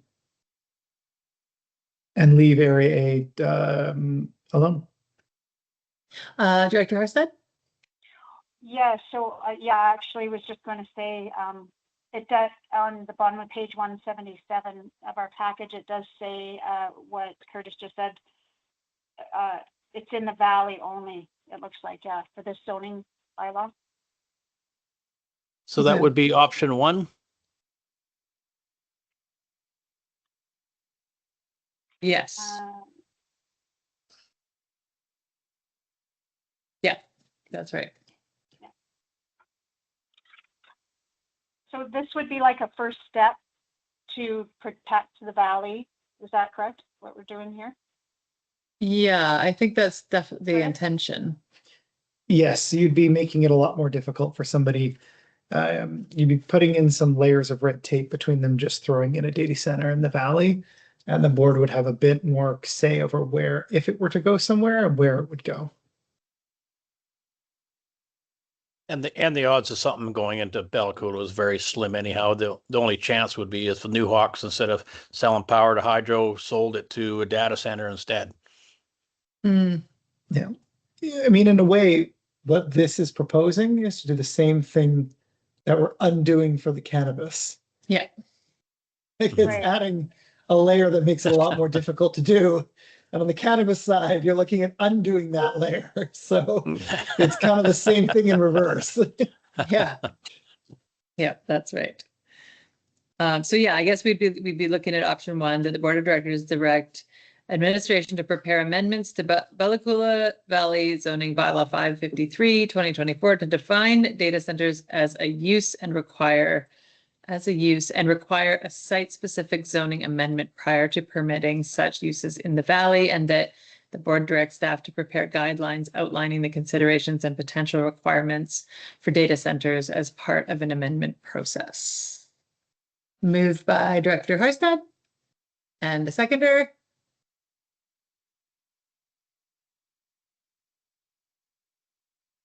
Director Emery, further discussion? All in favor? Any opposed? Hearing none. Okay, great. Thanks, you guys. Next, we have the New Hulk Forestry log handling storage license of occupation application. So this is a referral for New Hulk Forestry Limited Partnership regarding a log handling and storage in South Bentinck Arm. How would we like to respond here? We can submit comments, submit no comments, or seek additional information. You can guess what I want to have in there. Oh, that everything be removed after. All their anchors not just dumped in the bottom of the ocean with the cables still attached to the anchors, and all the anchors and anchoring material should be pulled back up onto the barge and taken away. Okay. Yeah. So. I'm sure that still doesn't yeah. happen, but. But then we can say it. Director Harstad?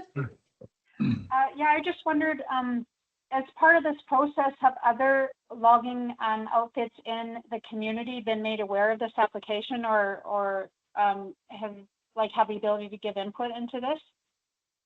It has nothing to do with them.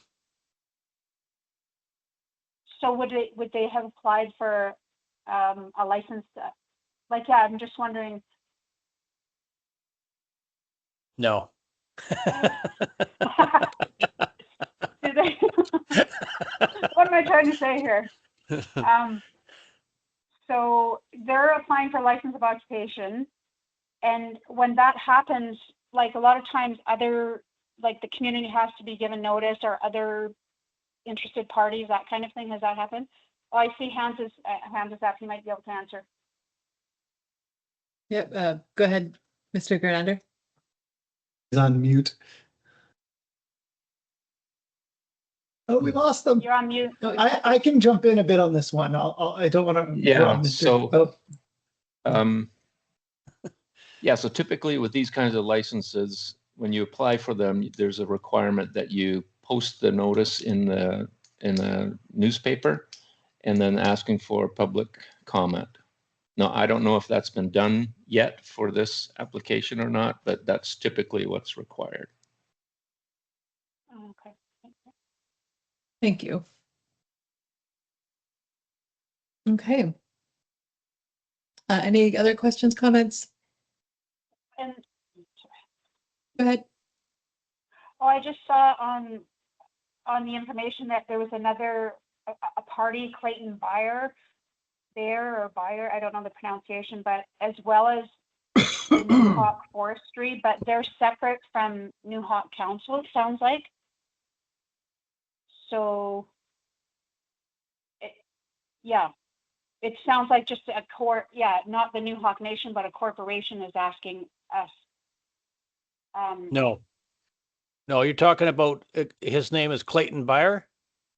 Yeah. But that's probably like Hans. He's an RPF and he's the one that's, I'm just guessing, but he's the one filling the paperwork on behalf of the New Hawk Forestry. Oh, I see. Okay. Thanks. So the resolution that we have in front of us, if we could add the comment. So maybe it could be something like that the board direct administration to respond to referral number 198790053-005 by stating that the CCRD has no applicable land use bylaws and has identified no, so instead of saying no local government concerns, has requested that all equipment be removed after the work is done.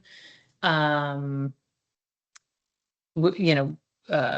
regards to the New Hawk Forestry Limited Partnerships license of occupation application for log handling and storage purposes in South Bentinck Arm.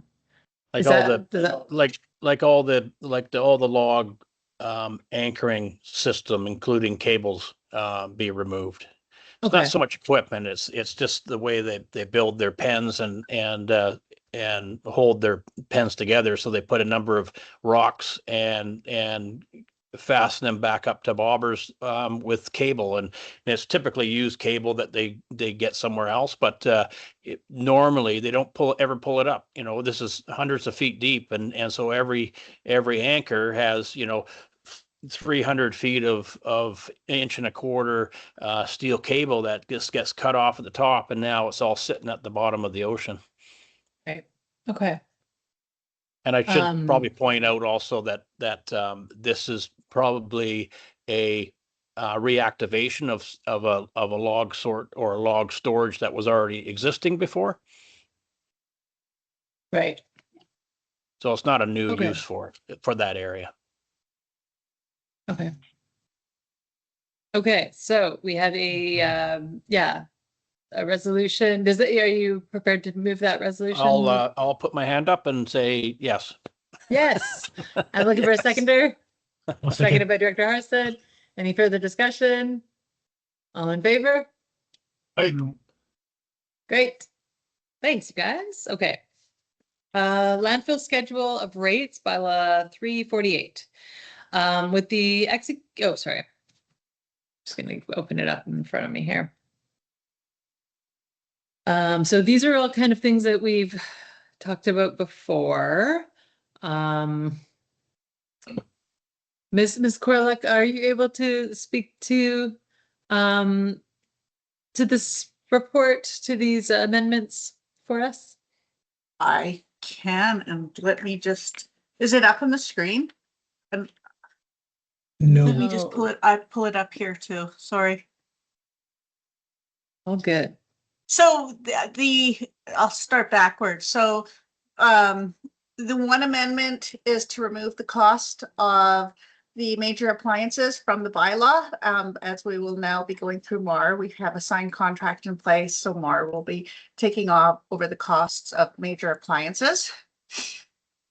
I'm just trying to open this on my screen. I should have had it ready because I thought I was a few items away. Sorry. We're just so efficient around here, you know, we're just moving I know. right I along. looked. I went. Oh, I've got a few minutes to get this opened up. The other one is to add a fee to the cost of oil that's being dumped at the landfill. So quite often we're getting large quantities of cooking oil brought in to the landfill, and it's a really difficult thing to deal with. So we're asking that up to a certain volume is free, and then after that there's a charge to it. So that has been added into it. And then the last one, which I'm just here. The last one is just putting a little bit of Was that just the Earth putting Day a note one? in there to deal with Earth Day and special cleanups to give the chief administration officer the ability to make a decision so it doesn't have to come back to the board every time a request is put through. Okay. So is there any questions on any of these? I can answer them.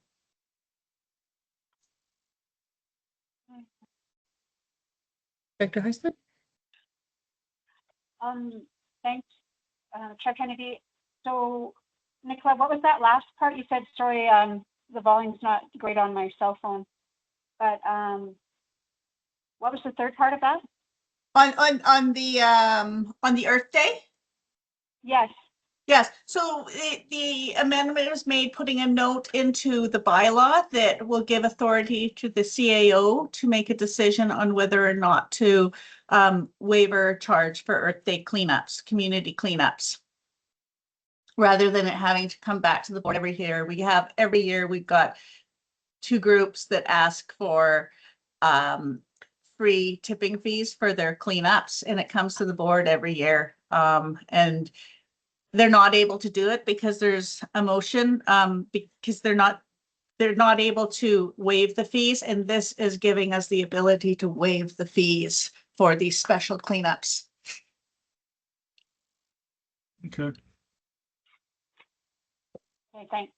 Yeah. And it's up to a certain amount? Is it up to $1,000 or something? Or it seems like there was an amount attached in the past? There's not an amount attached, I don't okay. believe. If I may jump in, if you want to set an amount, that's something we'd be open to right now. If you're looking at how much can be waived, the bylaw doesn't specify. So if you want to put in a boundary of like this chief administrative officer can waive up to this amount, you know, that could be a reasonable guardrail.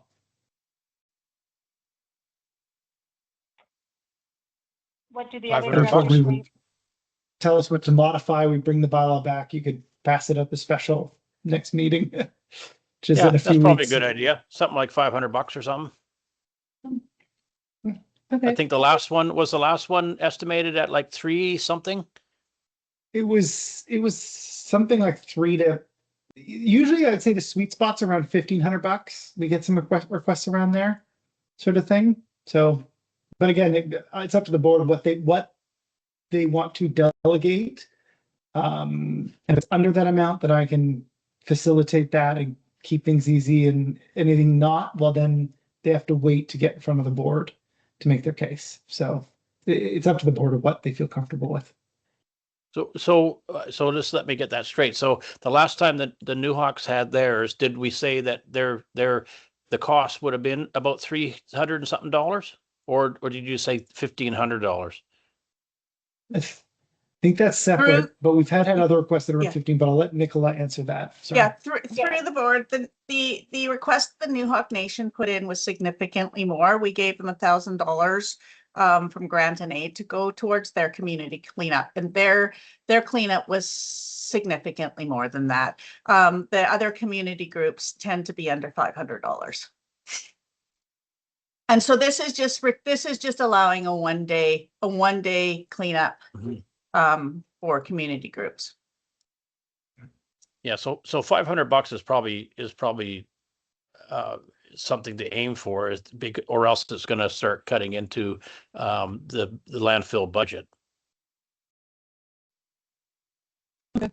So you would like a resolution, or we would do a resolution that this bylaw come back to us with $500 as the upper limit for the CAO Well- to sign off on.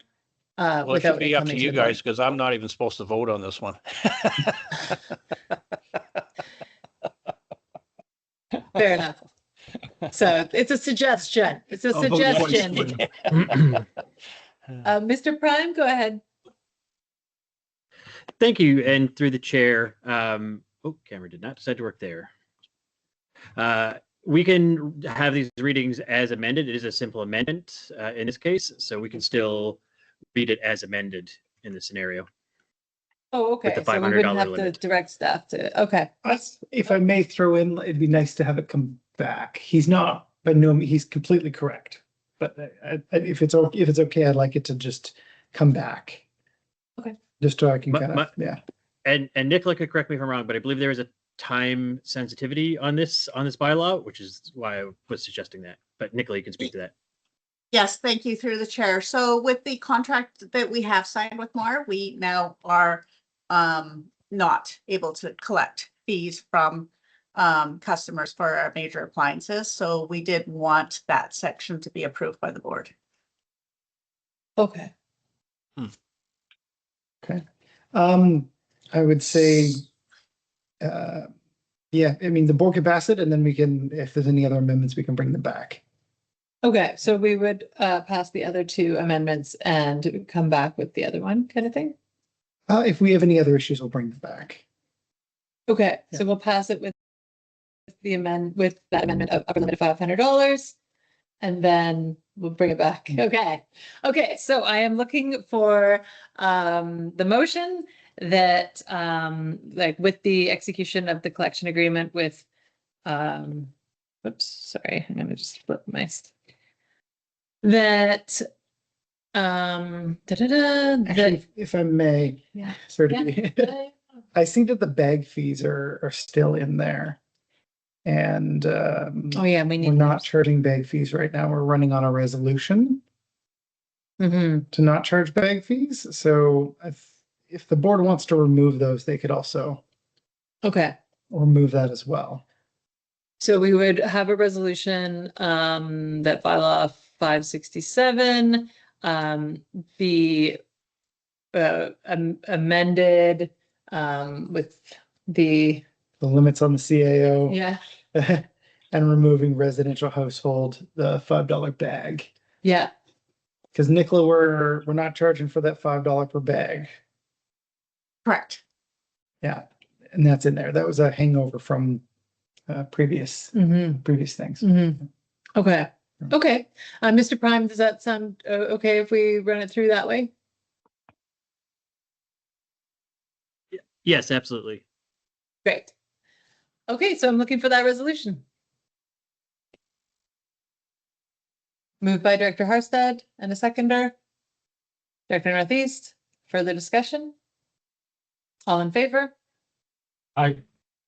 Great. All right, thanks, you guys. Next we have the Coola Valley zoning amendment. So the reverse of the other one that we did before. So this has to do with cannabis retail, legal cannabis retail. We've had, questions from residents about this one. We've got Just the to report step that's. in. Oh, My yeah, apologies.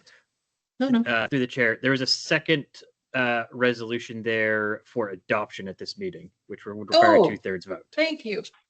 Yes, so I need a second resolution. Okay, pardon me, sorry. So, and yeah, that bylaw 567 cited as CCRD solid waste disposal amendment bylaw number 567, 2026, having been reconsidered and having met all requirements for final adoption, be now finally adopted, sealed, and signed by the chair and corporate officer. So I'm looking for that resolution as well. Moved by Director Northeast, seconded by Director Harstead. Further discussion? All in favor?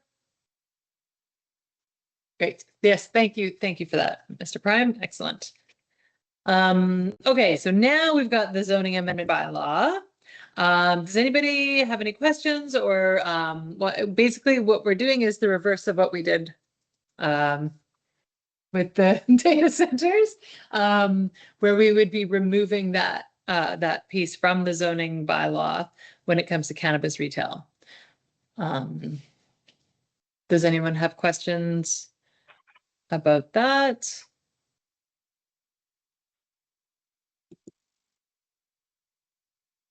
Oh, Director Harstead, sorry. Thanks, Chair Kennedy. I was just wondering, the question I've written down is, does the ALR, like get involved as a step in this process?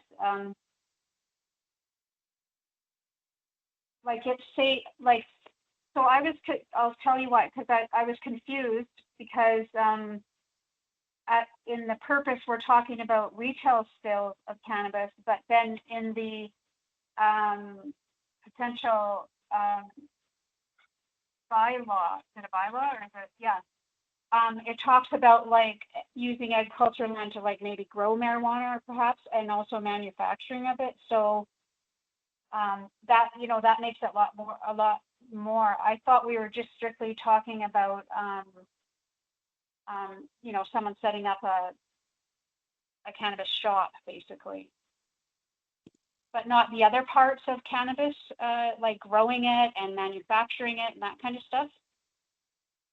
So I just wanted some clarification around that. No worries. I know Mr. Prime looked into this, but I'm going to do a terrible job of paraphrasing. He can correct me if I'm wrong. We are not able to regulate the farm uses on ALR land. So where there's wording around the growing of cannabis on ALR land, we are not allowed to regulate that. So there's an alignment piece that goes along with that. I'll let Mr. Prime, I know he went down this rabbit hole in the legislation recently. Yes, thank you, Curtis, and through the chair. That is correct. Essentially, the ALR legislation and the Act supersedes anything we would do and put in through a zoning bylaw. So we are unable to prohibit the production of cannabis on ALR land. What we are allowed to do is put in some residential buffers for residential areas that are not on ALR land. And I believe that's set out at 60 meters through the zoning bylaw as it's presented right now.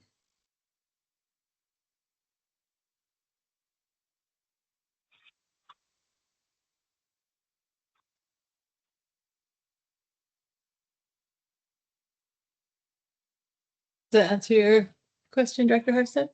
The only other, sorry, can I ask one more question? Of course. Thank you, Chair Kennedy. I'm just wondering, the other thing I had written down was if the zoning is changed to allow a business like a marijuana selling business, I'm assuming that property would be then taxed at a different rate, like the property would have to be rezoned first and then it would be taxed at a higher rate, I'm assuming. Is that correct? Through the chair? Yeah. This just makes it so that the sale of cannabis is permitted in zones C1 and C2. So if somebody has a parcel that's not zoned in C1 or C2, they would need to undergo a zoning amendment process to become that zone, and there would be public input, there'd be a public hearing and everything. If they're currently owned a property that's within a commercial zone, then they could just go through right to the province and start the process of starting that up. And they're already commercial property. They're already being taxed like a commercial property. Someone is converting a residential property to a commercial property, then the taxes would shift as they become a commercial property. So C1 and C2, they're residential, those are Those are presently zoned commercial. as residential? Those are commercially zoned. That's a commercial zoning. Oh, okay.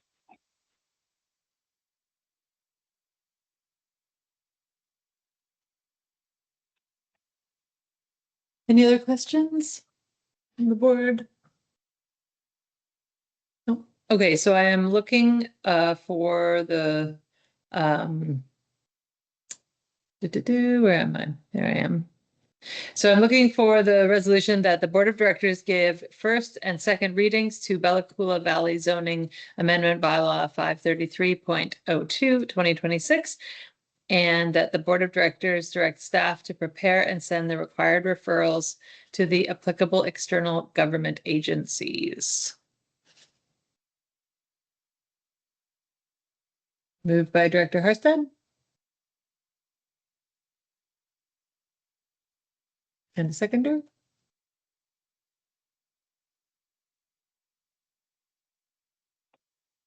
Oh, Director Northeast. Further discussion? All in favor? Great. Any opposed? Hearing none. Okay. Great. Thank you very much. Now we have the Board Remuneration Review Bylaw 568. So this is the last thing before correspondence. So Mr. Slingerland, I think will maybe walk us through the report. Oh, Director Harstead? Mr. Kennedy, I just before our break, I think we were going to do the landfill tipping fee waiver, and that didn't get, I don't think we've discussed it, have we? Yeah, we did. Yep. Oh, we did? We decided to direct or that staff would prepare a letter from the board to leadership. So it's like, so it was a pretty quick discussion, but we got there, that we would look for more information and direct leadership to, organize through staff, basically. Okay. Thank you. I was afraid we missed it, but I remember now. Thanks. No problem. Okay, so yes, Mr. Slingerland, take it away. Thank you, Madam Chair. So the chair asked me to do a bit of a PowerPoint, do a presentation to help walk the board through this, as this is a pretty meaty one. So I just want to acknowledge, though, that while I am doing the one presenting to you today, this report was completed by Mr. Prime. So I am ripping off his good work. Good work, Mr. Prime. So he's the one who's done this work, but I will be presenting it to you today, just as it may have a bit of community controversy, if you will. So I will. Yeah, we're already all mad at Curtis, so. So I'm getting it right up my front row seats at the firing line. So I see Director Harstead's hands up. Yes. Yes, I just wonder if, Curtis, if you can speak a little louder, so I can hear you. Yeah, I have trouble hearing with this cell phone. Okay, sorry, my apologies. So I will try my best. So there is this presentation is based on the report that is in your package. And it walks through a number of different options. So I will just start off with this presentation. So why is this before the board? This is before the board. It's kind of convention. So there is a carve out in legislation related to directors setting their own pay that removes the directors from conflict of interest. So board can set their own pay as they see fit for the work that is being done. Additionally, as per more of convention, as we navigate these things, the convention is that it's a pay it forward sort of thing. So that the current board looks at their pay, looks at the work that's being done, how much the roles evolved, and they set the pay for the next board. So they don't benefit from it, but the next board benefits. and you pay it forward, and that way it removes some of that those elements where there may be a perceived conflict of interest. So as part of this, the board asked us and directed staff to come back after reviewing relevant local government information, and we've done that review, and I'll present that to you here today, and as well make a series of recommendations. So we're going to get everything we need for this bylaw. There's a number of decisions we'll have in front of you, and at the very end of the presentation, there's a decision-making few slides. So I'll stop at each one and ask you guys to make a decision, and then we'll move on kind of budget style. Okay, so the current remuneration model is the directors receive a flat monthly stipend based on about 10 meetings per year. There's no separate payment per meeting, and special meetings are paid out at an hourly rate handled separately. This means that the current board chair receives $10,329, the vice chair $7,424, and directors $6,778. While alternate directors receive almost $500 to attend a meeting when they attend.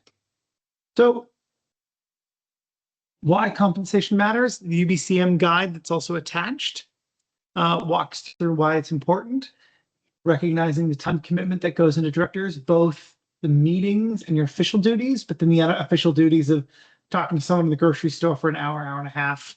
As I did yesterday. As you did yesterday. And those things. The impact to employment, that you are taking a day off work to be here and do these things, and the responsibility that you hold, as well as trying to create a space for a broad cross-section of society to be able to take part in local governance. And then as well, making sure that there's a regular review to ensure that ahead of the local government elections, people can know what they're getting themselves into. So the analysis looked at some of the smallest regional districts, as well as the ones closest to us, the regional district of Mount Waddington, as well as the North Coast, as well as small communities between 1,000 and 4,000 residents. So what we're looking at is population as of the 2025 numbers is almost 4,000 people. Mount Waddington at 11, North Coast at 19,000. Chair remuneration for CCRD is 10,700, whereas Mount Waddington it's 29,000, and North Coast it's 33.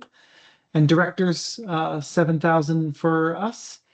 And then for them, for a counselor, director is 18,000 and 23,000. So a bit of a gap, and but at the same point, there is a population gap as well. So just looking at regional districts doesn't give us the full picture. So then we also, and I've got another slide that goes into this, goes into 22 local, smaller local governments within that range. And again, we're looking at the median is 21,000, the average is almost 24, and the maximum is almost $45,000 for the chair, and then as well 4,000 on the low, 5,000 on the low end, all the way up to 22,000. So we look at the municipal comparators. We have the CCRD here highlighted above. And then what you have is by population, some of the different comparators. Not all of them are included in this list. In the report in your file has the full list, but it gives you an idea of where compensation really lands for the CCRD. CCRD is paying their directors close to around the 1,000 to 1,500 mark, sort of range, and then it goes kind of up from there. So you can kind of see, I'm going to pick on Enderby. Enderby's, pretty close. So they're same as Mackenzie, Pemberton, all very different communities. So gives you a bit of an idea of the ranges. So there is a proposed model that is presented. So staff have looked at it and kind of presented a bit of a proposed model. It'd be a hybrid model where there's both a base payment and then as well a meeting payment. And then if you don't attend the meeting, you don't get the meeting payment. So it offsets the full pay if you don't attend, as well as, and then having to pay the alternate. So the alternate would then get the meeting allowance. So this would involve moving the total amounts up quite a bit. It is a bit of an adjustment to something that more represents an average of those 22 different local governments. So what we're proposing is chair stipend jumps to $1,750 a month, vice chair $850, director base $750, as well as a $250 meeting allowance, as well as the same for alternate directors. And then noting that there's some committees and commissions, and some directors sit on none, and others sit on quite a few. So then that would provide a $200 per meeting thing, as well as a convention payment. I would note that we'd probably want to update this to include convention and training, and then out-of-town representation and travel remains about the same. So there's different ways to approach this. So if the board is interested, the status quo costs about $39,410. If you look at the full hybrid model, it'll be increasing that amount by $33,000 for the next budget. If you phased it, it would hit next budget. The next budget impact would be $19,000, and we'll go into the phased approach now. If you look at the phased approach, the idea is recognizing if the board is interested, it'll looks at slowly moving the board closer to the average for the communities. And what it does is presents jumping the first year to $1,250 and $706, and the meeting fee at $225 and $175, and then phasing that in over 3 years, so that the budget impact is $19,000 for the first year, $8,000 for the second year, $6,000 for $6,600 for the third year, giving it a bit of a phase in, and then the CPI increases would return just to keep it where it is.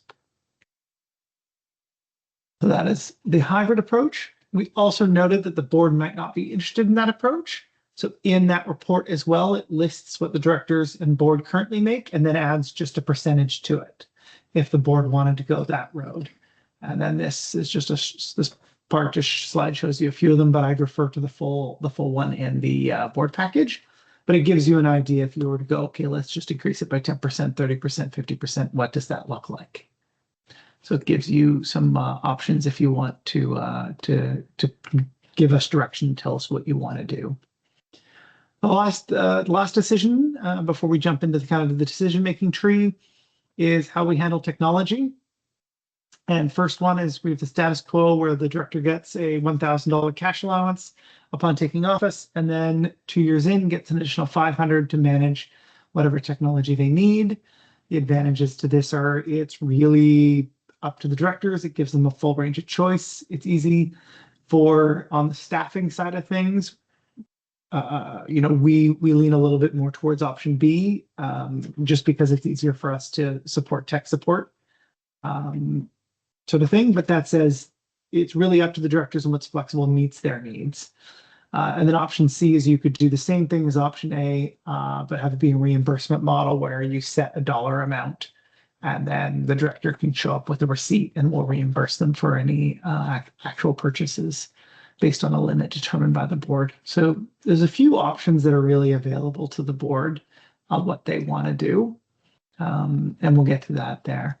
All right, so this is where I'm going to walk you through the decision-making part, and you just talk it through. I'll put the slide up, and you guys, if you want to do this is how, the full hybrid model, we'll get there. If you want to do a phased and whatnot, but we're going to start with technology first, because that feels like the easiest one to set at, and then we'll move on to the harder stuff. So I'll just open the floor to the board to tell us what you want to do, and I will need a resolution.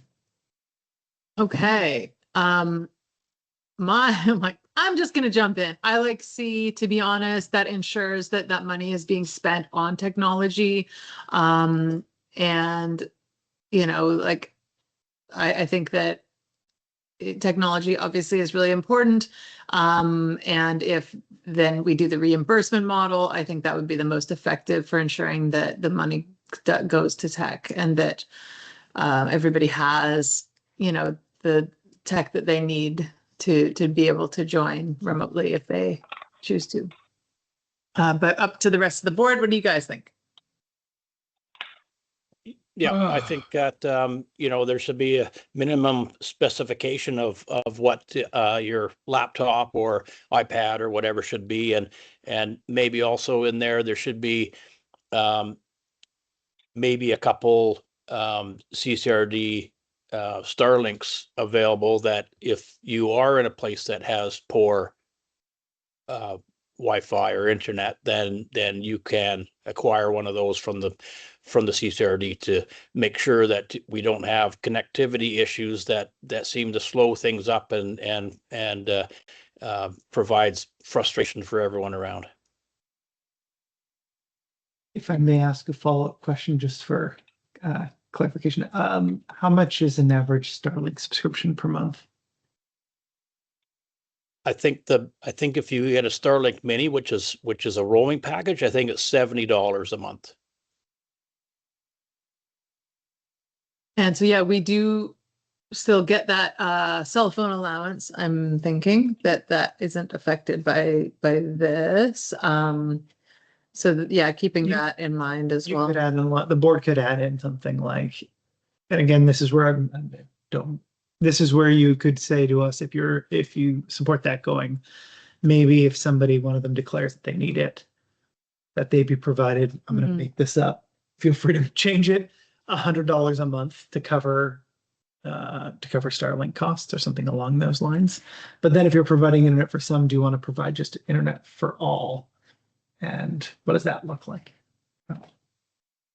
Well, I think as far as I'm concerned, I've already made the expenditure, and I'm spending, the money on the Starlink already. So, I'm covered. It's just that if somebody, I'm thinking if someone doesn't have good internet, that there needs to be some way to make it a little better, because like I say, it's pretty frustrating when we have connectivity issues. Yeah, like the technology allowance could be used for that. Like, I think that like it is part of the expectation that we are able to join. So whatever, like let's say the maximum is 2,000, whatever you're spending that 2,000, like we have all been paid a technology allowance. I think that's really important to note. We've never had to submit our receipts for what we've paid for. So, but if we went with C, then it's like showing that, like, yes, I have made the effort. I have put, like, invested in technology for joining the meeting so that it's, so that things flow well or whatever. So you could spend that on whatever you want that is technology for joining meetings, but you would have to get reimbursed for it rather than just being paid expecting that you're going to do it. Director Harstead? Yes, thanks, Chair Kennedy. So just to clarify, so for example, if we went with B, which is 2,000 for a director, up to a set, that's the set maximum. Would that be over the 4 years or twice in 4 years? So B is that the CCRD provides you a laptop. So we would all have the same laptop with the same programs. That's your work laptop. And then at the end of your term, you'd probably keep that laptop, but it would be your work laptop throughout your term. So B is sorry, go ahead. Oh, okay. Oh, I see. I was mixing up B and C. So C, it says up to a set maximum, but we haven't determined that set maximum then for C? Yeah, we would just determine that maximum. That's right. Oh, I see. So if there's other hardware like Director Emery's talking about, you could set it at, I'm going to make up a number, $2,500 to encompass a laptop and whatever a Starlink Mini would cost or something along. So I think that's blending what Chair Kennedy and Director Emery are saying of finding that balance. But that said, if you're wanting to talk about the cell phones and another stipend, then that would be kind of slightly separate than just like the technology required to take part in the basic day-to-day functionings as a director. And I was just wondering about A. Oh yeah, so A is just current. Okay, so what we get right now. That's right. Okay.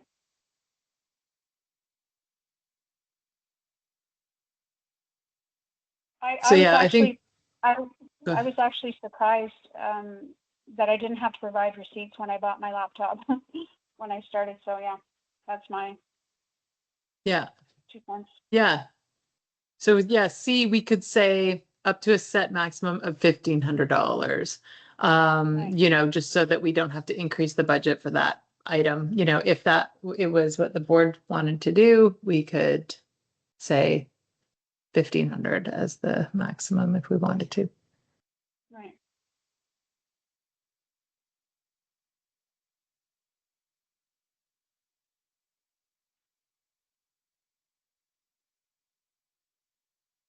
All right. Thoughts? Yeah.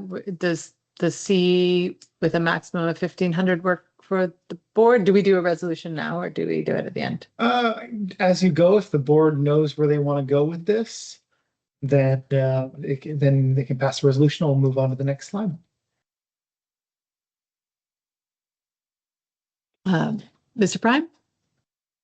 Yeah, thank you. Through the chair, if you'd like me to read out the resolution that I believe you're looking for, is that staff be directed to prepare a new CCRD board remuneration and expenses bylaw and include option C of the technology approach with a $1,500 maximum in the report titled Board Remuneration Review dated July 23rd, 2026, and bring the bylaw back to the board for consideration.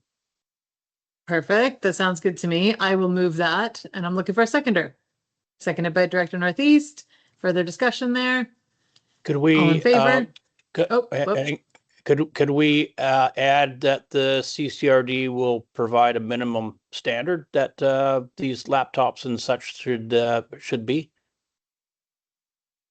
I feel like if you want to do the minimum standard and just trying to not, we can have recommendations, but if we do the minimum standard, I feel like we could end up in a challenging place. Are we not going to reimburse them if they've bought something that's not the minimum standard? Well, if we were going to do the minimum standard, I'd say go back to B, because then we're just handing them, this is the minimum standard, everything you've got, it's already set up for you. I guess the only reason why I'm saying that is just that there's, you know, you could get a new laptop, but if it's not, you know, the right configuration or what have you to work with the programs that we have, then it's a waste of time. Yeah. Yeah, we can put together like a support guide of like buying a laptop. Yeah. Oh, that's a good idea. But that would just be a staff support thing. Yeah. Okay. Yeah. Okay. Great. Sounds good. And so we had a mover, we had a seconder. All in favor? Aye. Great. Any opposed? Hearing none. There was a discussion about Starlink and those sort of things. So if you want, this would be the time if you wanted to add on some direction to the bylaw for that. Okay.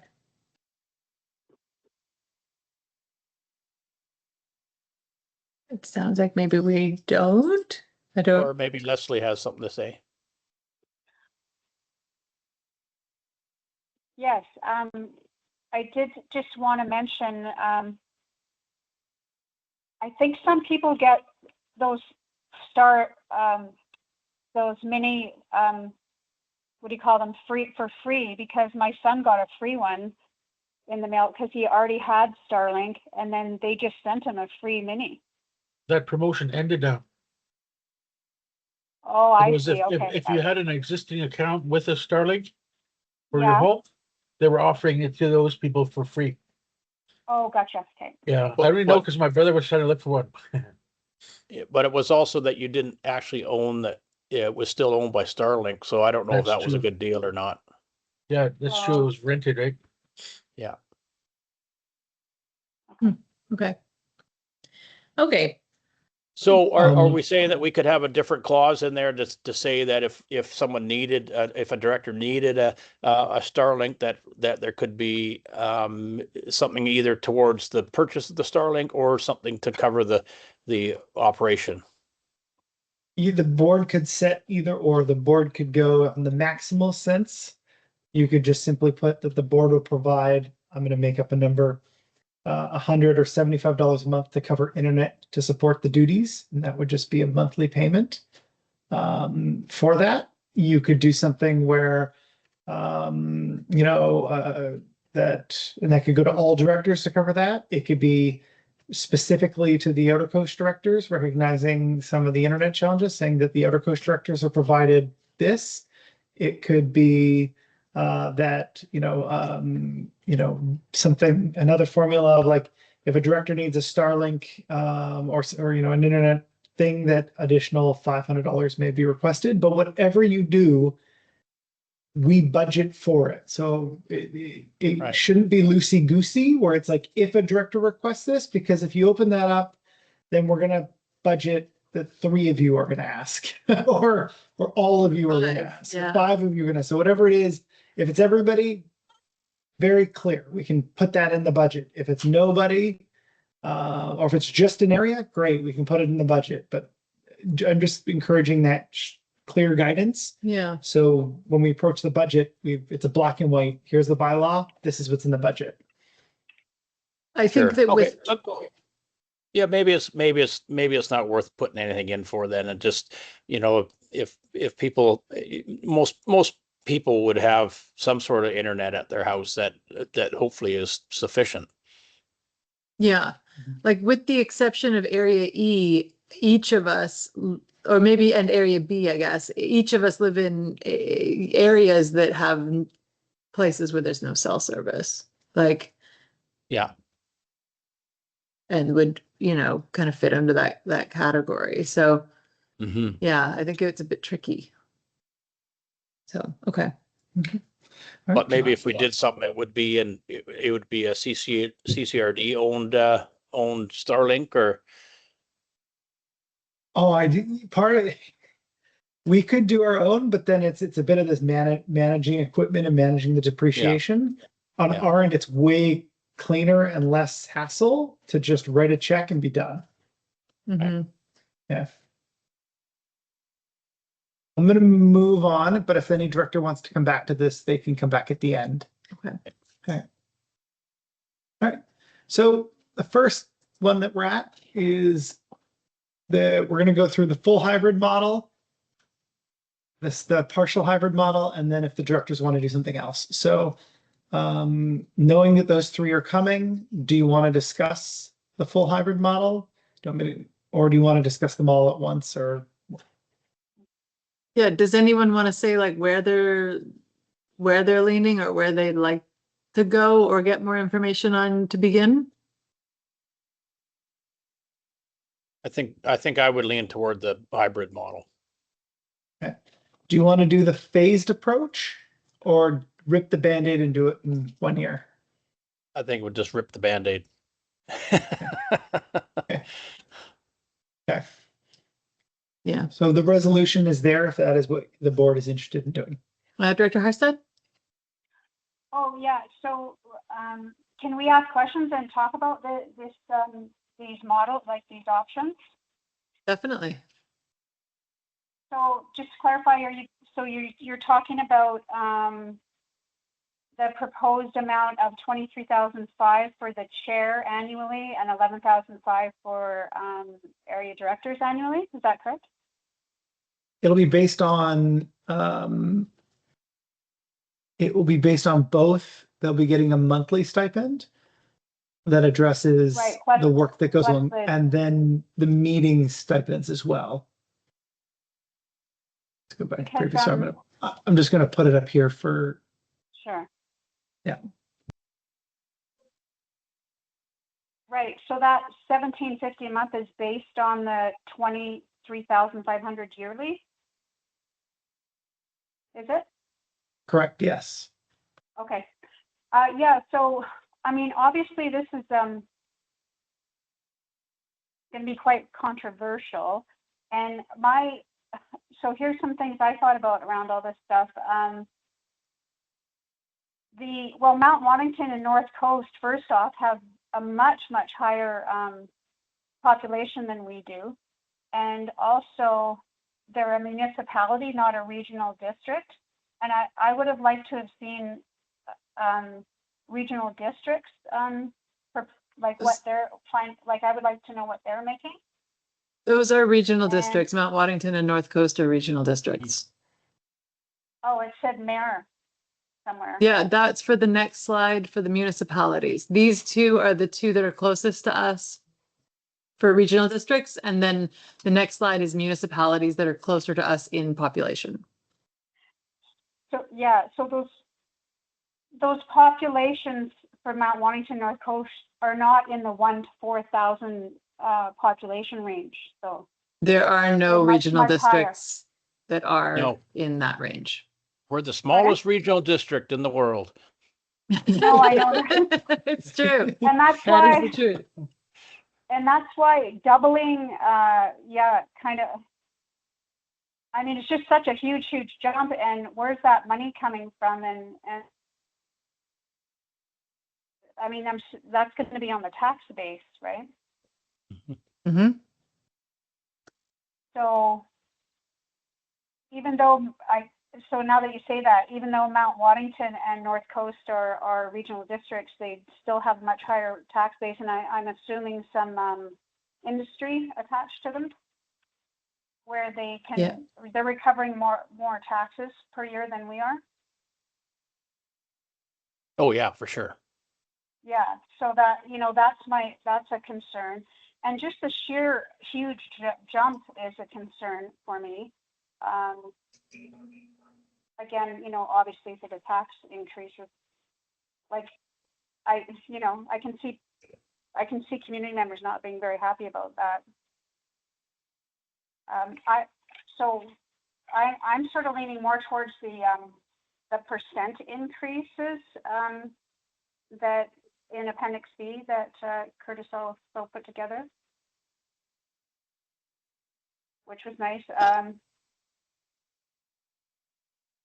But I don't know. That's, yeah. I think, oh, sorry, go ahead.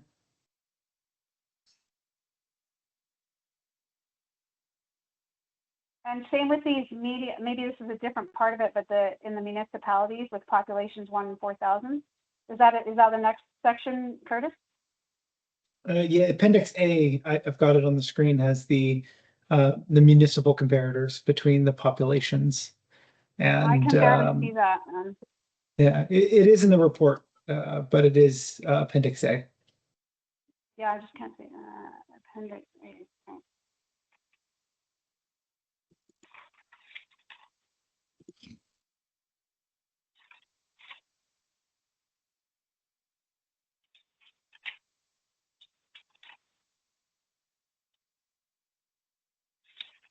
Yeah, I'm not seeing it anyway. I'll look there now. Through the chair, Director Hairsted, it's on page 276 of your agenda package. Okay, thank you. That helps. Okay, there, found it.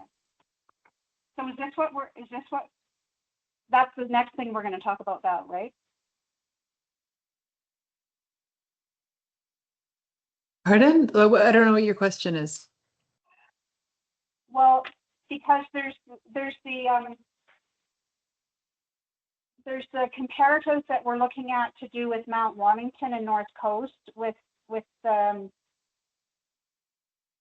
proposed increase of 23,005 for the chair and 11,005 for the directors. And then you guys just referred me to Appendix A, which has a bunch of different communities: Willowette, Salmo, Montrose, Gold River. Yeah, and we've looked at both of those things. Yes. Yeah.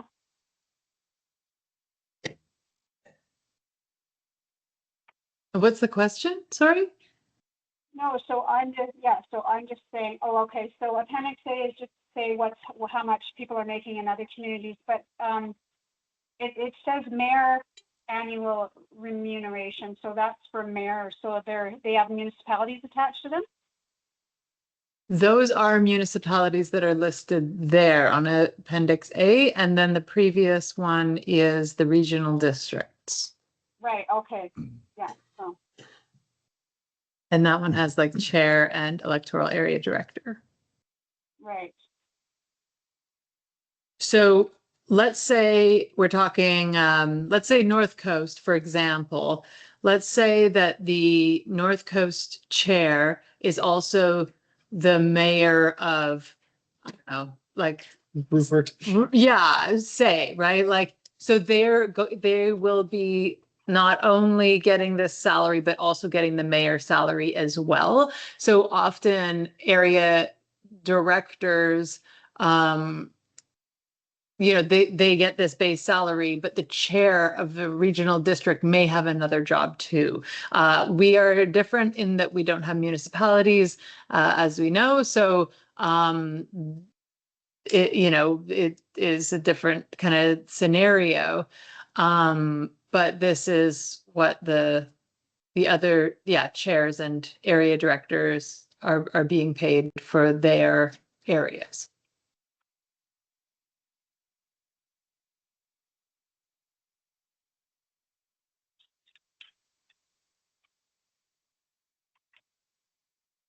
Yeah, so it's hard to compare because I don't know what those two regional districts, what their tax base is like compared to ours, like what, yeah. Oh, like How a much lot of a more, tax base like they're drawing, like how much of a tax base they're drawing from in order to be able to pay. And I'm not saying that I'm against, I think that there should be an increase, but this is more than double of an increase, especially for the chair position. So I just wonder how can we afford that? Yeah. Well, I think this goes back to the discussion we had earlier about how much governance costs for our regional district, right? Like, it doesn't mean that the job of the chair or the job of the electoral area director is any harder or easier depending on how much money they're working with. But yeah, you're right. Like, we have a really small tax base and a small population, and it's a really demanding job. And like, yeah, why would anybody want to do this job? Right? So, whatever we decide, I think we have to remember that whether we're running or not, that we are members of the communities of these areas, and who do we want in those positions? So if we make it so that it's basically a volunteer position, you might get retired people and maybe business owners who can make their own hours. But like, is that the cross section that we want, or do we want a diverse cross section of people who are also, have a career, or, are doing other jobs as well? So I think it's really a question that we want to ask ourselves, like, who do we want? And it's a thankless job as well. And I'm not pushing in any direction, but I think that that there are things that we should be thinking about when we're making those decisions. For me, I'm not running again, so I'm not making this decision for myself, but I do know that it's been very damaging to my career and my earning years, and like, made it really challenging to just go to the grocery store and live in this community. And I don't think it's easier than it is in Mount Waddington or North Coast. I think that we have challenging jobs, all of us, and that our residents deserve to be represented in a fair way, just as much as Mount Waddington or North Coast do. So I'm not proposing that we raise our remuneration to their level, but I think that we should keep in mind when we're making this decision, like, what we're looking at here.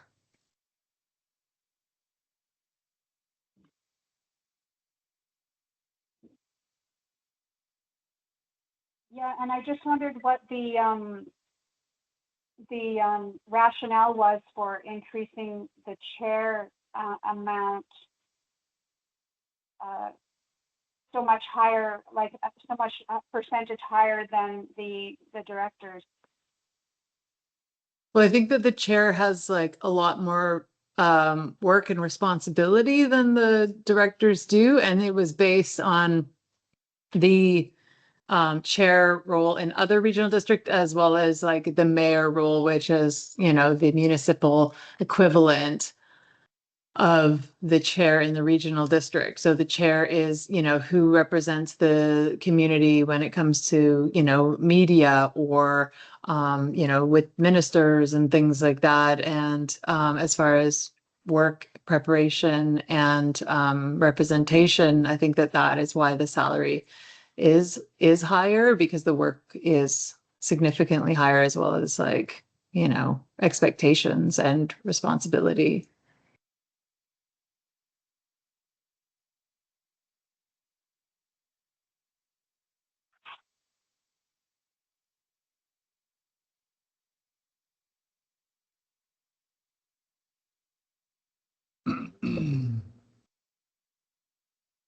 Gonna move us back to the decision slide. Sure. All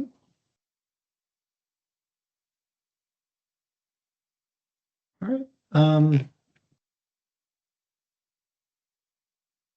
don't know the board is at. We had one director express support for the full hybrid and just ripping the Band-Aid. How do you want to approach moving forward? We could do votes on each one until we have a successful one. Another director can come forward and survey what their feeling of support is for this approach. How do you want to proceed? Yeah, we could go around and say what our preference is, and then whichever one has the most, we could vote on that and see if we can get a majority or whatever. Does that sound? So what if we went alphabetically, and if you want to say what direction you're leaning, and then we can kind of take that and decide what we want to begin voting on from there. Does that sound fair? Yeah, okay. So area A, we'll start with area A, with Director Emery. You've said the full hybrid model, rip the Band-Aid. Is that Right. still how you feel? Sure. No, and the points you made were exactly the points I would make too, is that, you know, you have to make enough money to cover your being away from your own work. And this also goes back to, you know, people who nobody obviously wants to see taxes increase, but the taxes do increase because all other costs are increasing. And if people are still working, theoretically their wages are increasing at the same time. So it's different than being retired if you have your fixed income and the world is still increasing in costs, and your retirement fund isn't increasing at the same rate, which makes it difficult. But I like that if you can make a bit more money, then it might attract a younger crowd per se, who have a different vision of what the valley and the outer coast might be or might want to be. So I think I would still stick with the full hybrid model and move ahead. Okay, thank you, Director Emery. Director Hall. Can you do like a full hybrid and then assess it later? I don't know.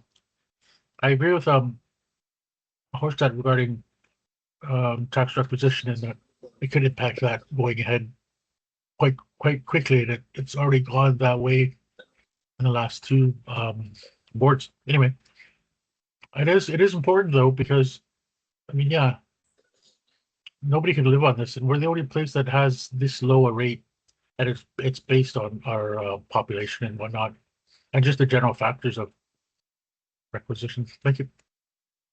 Okay, so sorry, just for clarification, are you saying full hybrid, or you have a different one that you'd like to? I'm going with full hybrid. And again, I wish there was a way to say, like, let's assess it after the first year and see what goes on, but it's important to have general increases anyway.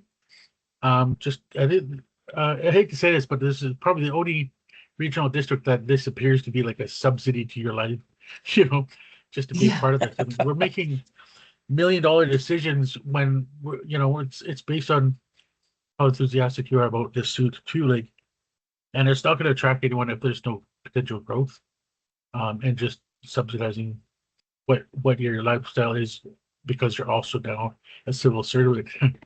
So hybrid. Okay, thank you, Director Hall. For me, yeah, I would go maybe with the phased approach. Don't know that I would say rip the Band-Aid, but I think something to keep in mind is that when the new board comes in, it is their bylaw, and let's say the new board comes in and they're opposed to any sort of increase, they can bring this bylaw forward and they can say, this is too much money. Like, we don't want to be paid this much. This is taxpayer dollars. You know, they can totally do that. Or they could say we need more or whatever. It's the board's bylaw and it's the board's to decide. So I would, if, as far as my favorite, I would say maybe the phased, and I don't think we need to get all the way up to where other boards are at, but a significant increase. When I think of when I think of like who I want my rep to be, I want that person to, be paid somewhat fairly and be someone who wants to do that job and be in that role, and that represents our community, like what our community looks like as well. So I'm gonna say phased for me, but I'll pass it over to Director Northeast. Thank you, Chair Kennedy. Yeah, 2 minutes, 3 minutes the most to go. I was ready to go full hybrid, rip the bandage off, full steam ahead. But I appreciate what you said, and you know what? It occurs to me that, and I don't mean any disrespect when I say this, let's not contribute to the noise of the upcoming election. I think if we go, it's just me right now, if we go full on right now, rip the bandit off, we are handing a group, a subset of the people something that they can just run on. And okay, that's fine, but there are other issues as well that need to be addressed. And I would hate to see, hate's too strong word. I would not like it if the election, the issue of the election upcoming was just basically boiled down to, this particular issue. So right now, hybrid, and I say, what was it? Would you call it phased in? I think that's probably the best way to go. It does give room for a greater opportunity for sober second thought. Let the community digest it now between now and the election. Let the new board come in, and it's not right now all at once, but there it is, and they can make some adjustments down the road. So that's me. Okay, thank you, Director Northeast. And Director Horsted? Yeah, so it was good to hear what you had to say, Chair Kennedy, because I'm thinking a phased approach. It will give the new board a chance to review the bylaw and look at it, and also give them a chance to see what kind of response that they have in the community to the new rates. And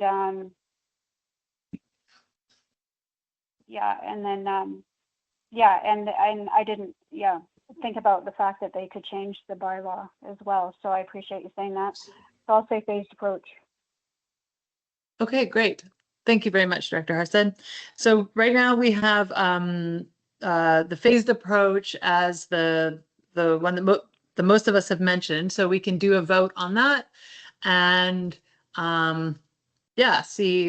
go from there. So I guess the resolution would be that staff be directed to prepare a new whoops, a new board remuneration and expenses bylaw based on the phased remuneration structure set out in option 2 of the report titled Board Remuneration Review dated July 23, 2026, and bring the bylaw back to the board for consideration. Looking for a motion. Moved by Director Northeast, second by Director Emery. Further discussion? All in favor? Any opposed? All right, great. Thanks, you guys. That is a tough conversation, and I know that I would have a harder time if I was running again, but I feel like because I'm not, I feel confident in that decision. Yeah, but tough to advocate that way. Okay. But it's So, the where were same, we? it's the same thing that, you know, the board, future, present, whatever, has the ability to change any bylaw, anything, anytime they want. That's right. Yeah. You got it. Yep. It's the board's bylaw. So you're absolutely correct. Okay, so now we are moving on to correspondence. So are there any items from correspondence that we want to pull out for discussion? We have a number of letters that we've received from other local governments and other associations.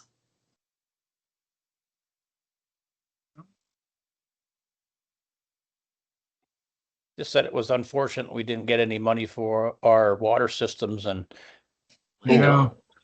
That's so sad. I know. That was very disappointing. Yeah, you see the numbers, it's 100, they had 150 million and they got nearly $1 billion worth of requests. So the need's out there, but it's really sad. It's really sad. And I think it's important to, show that we did try and we are working on every avenue that we can find to get funding for these important projects for the community. Yes. Anything else here? If not, I am looking for a motion to close the meeting for the purpose of consideration of items that fall under section 90, subsections 1C and 1. Moved by Director Emery, seconded by Director Harsted. Any further discussion? All in favor? Great. We will move to the other link. Okay, so yeah.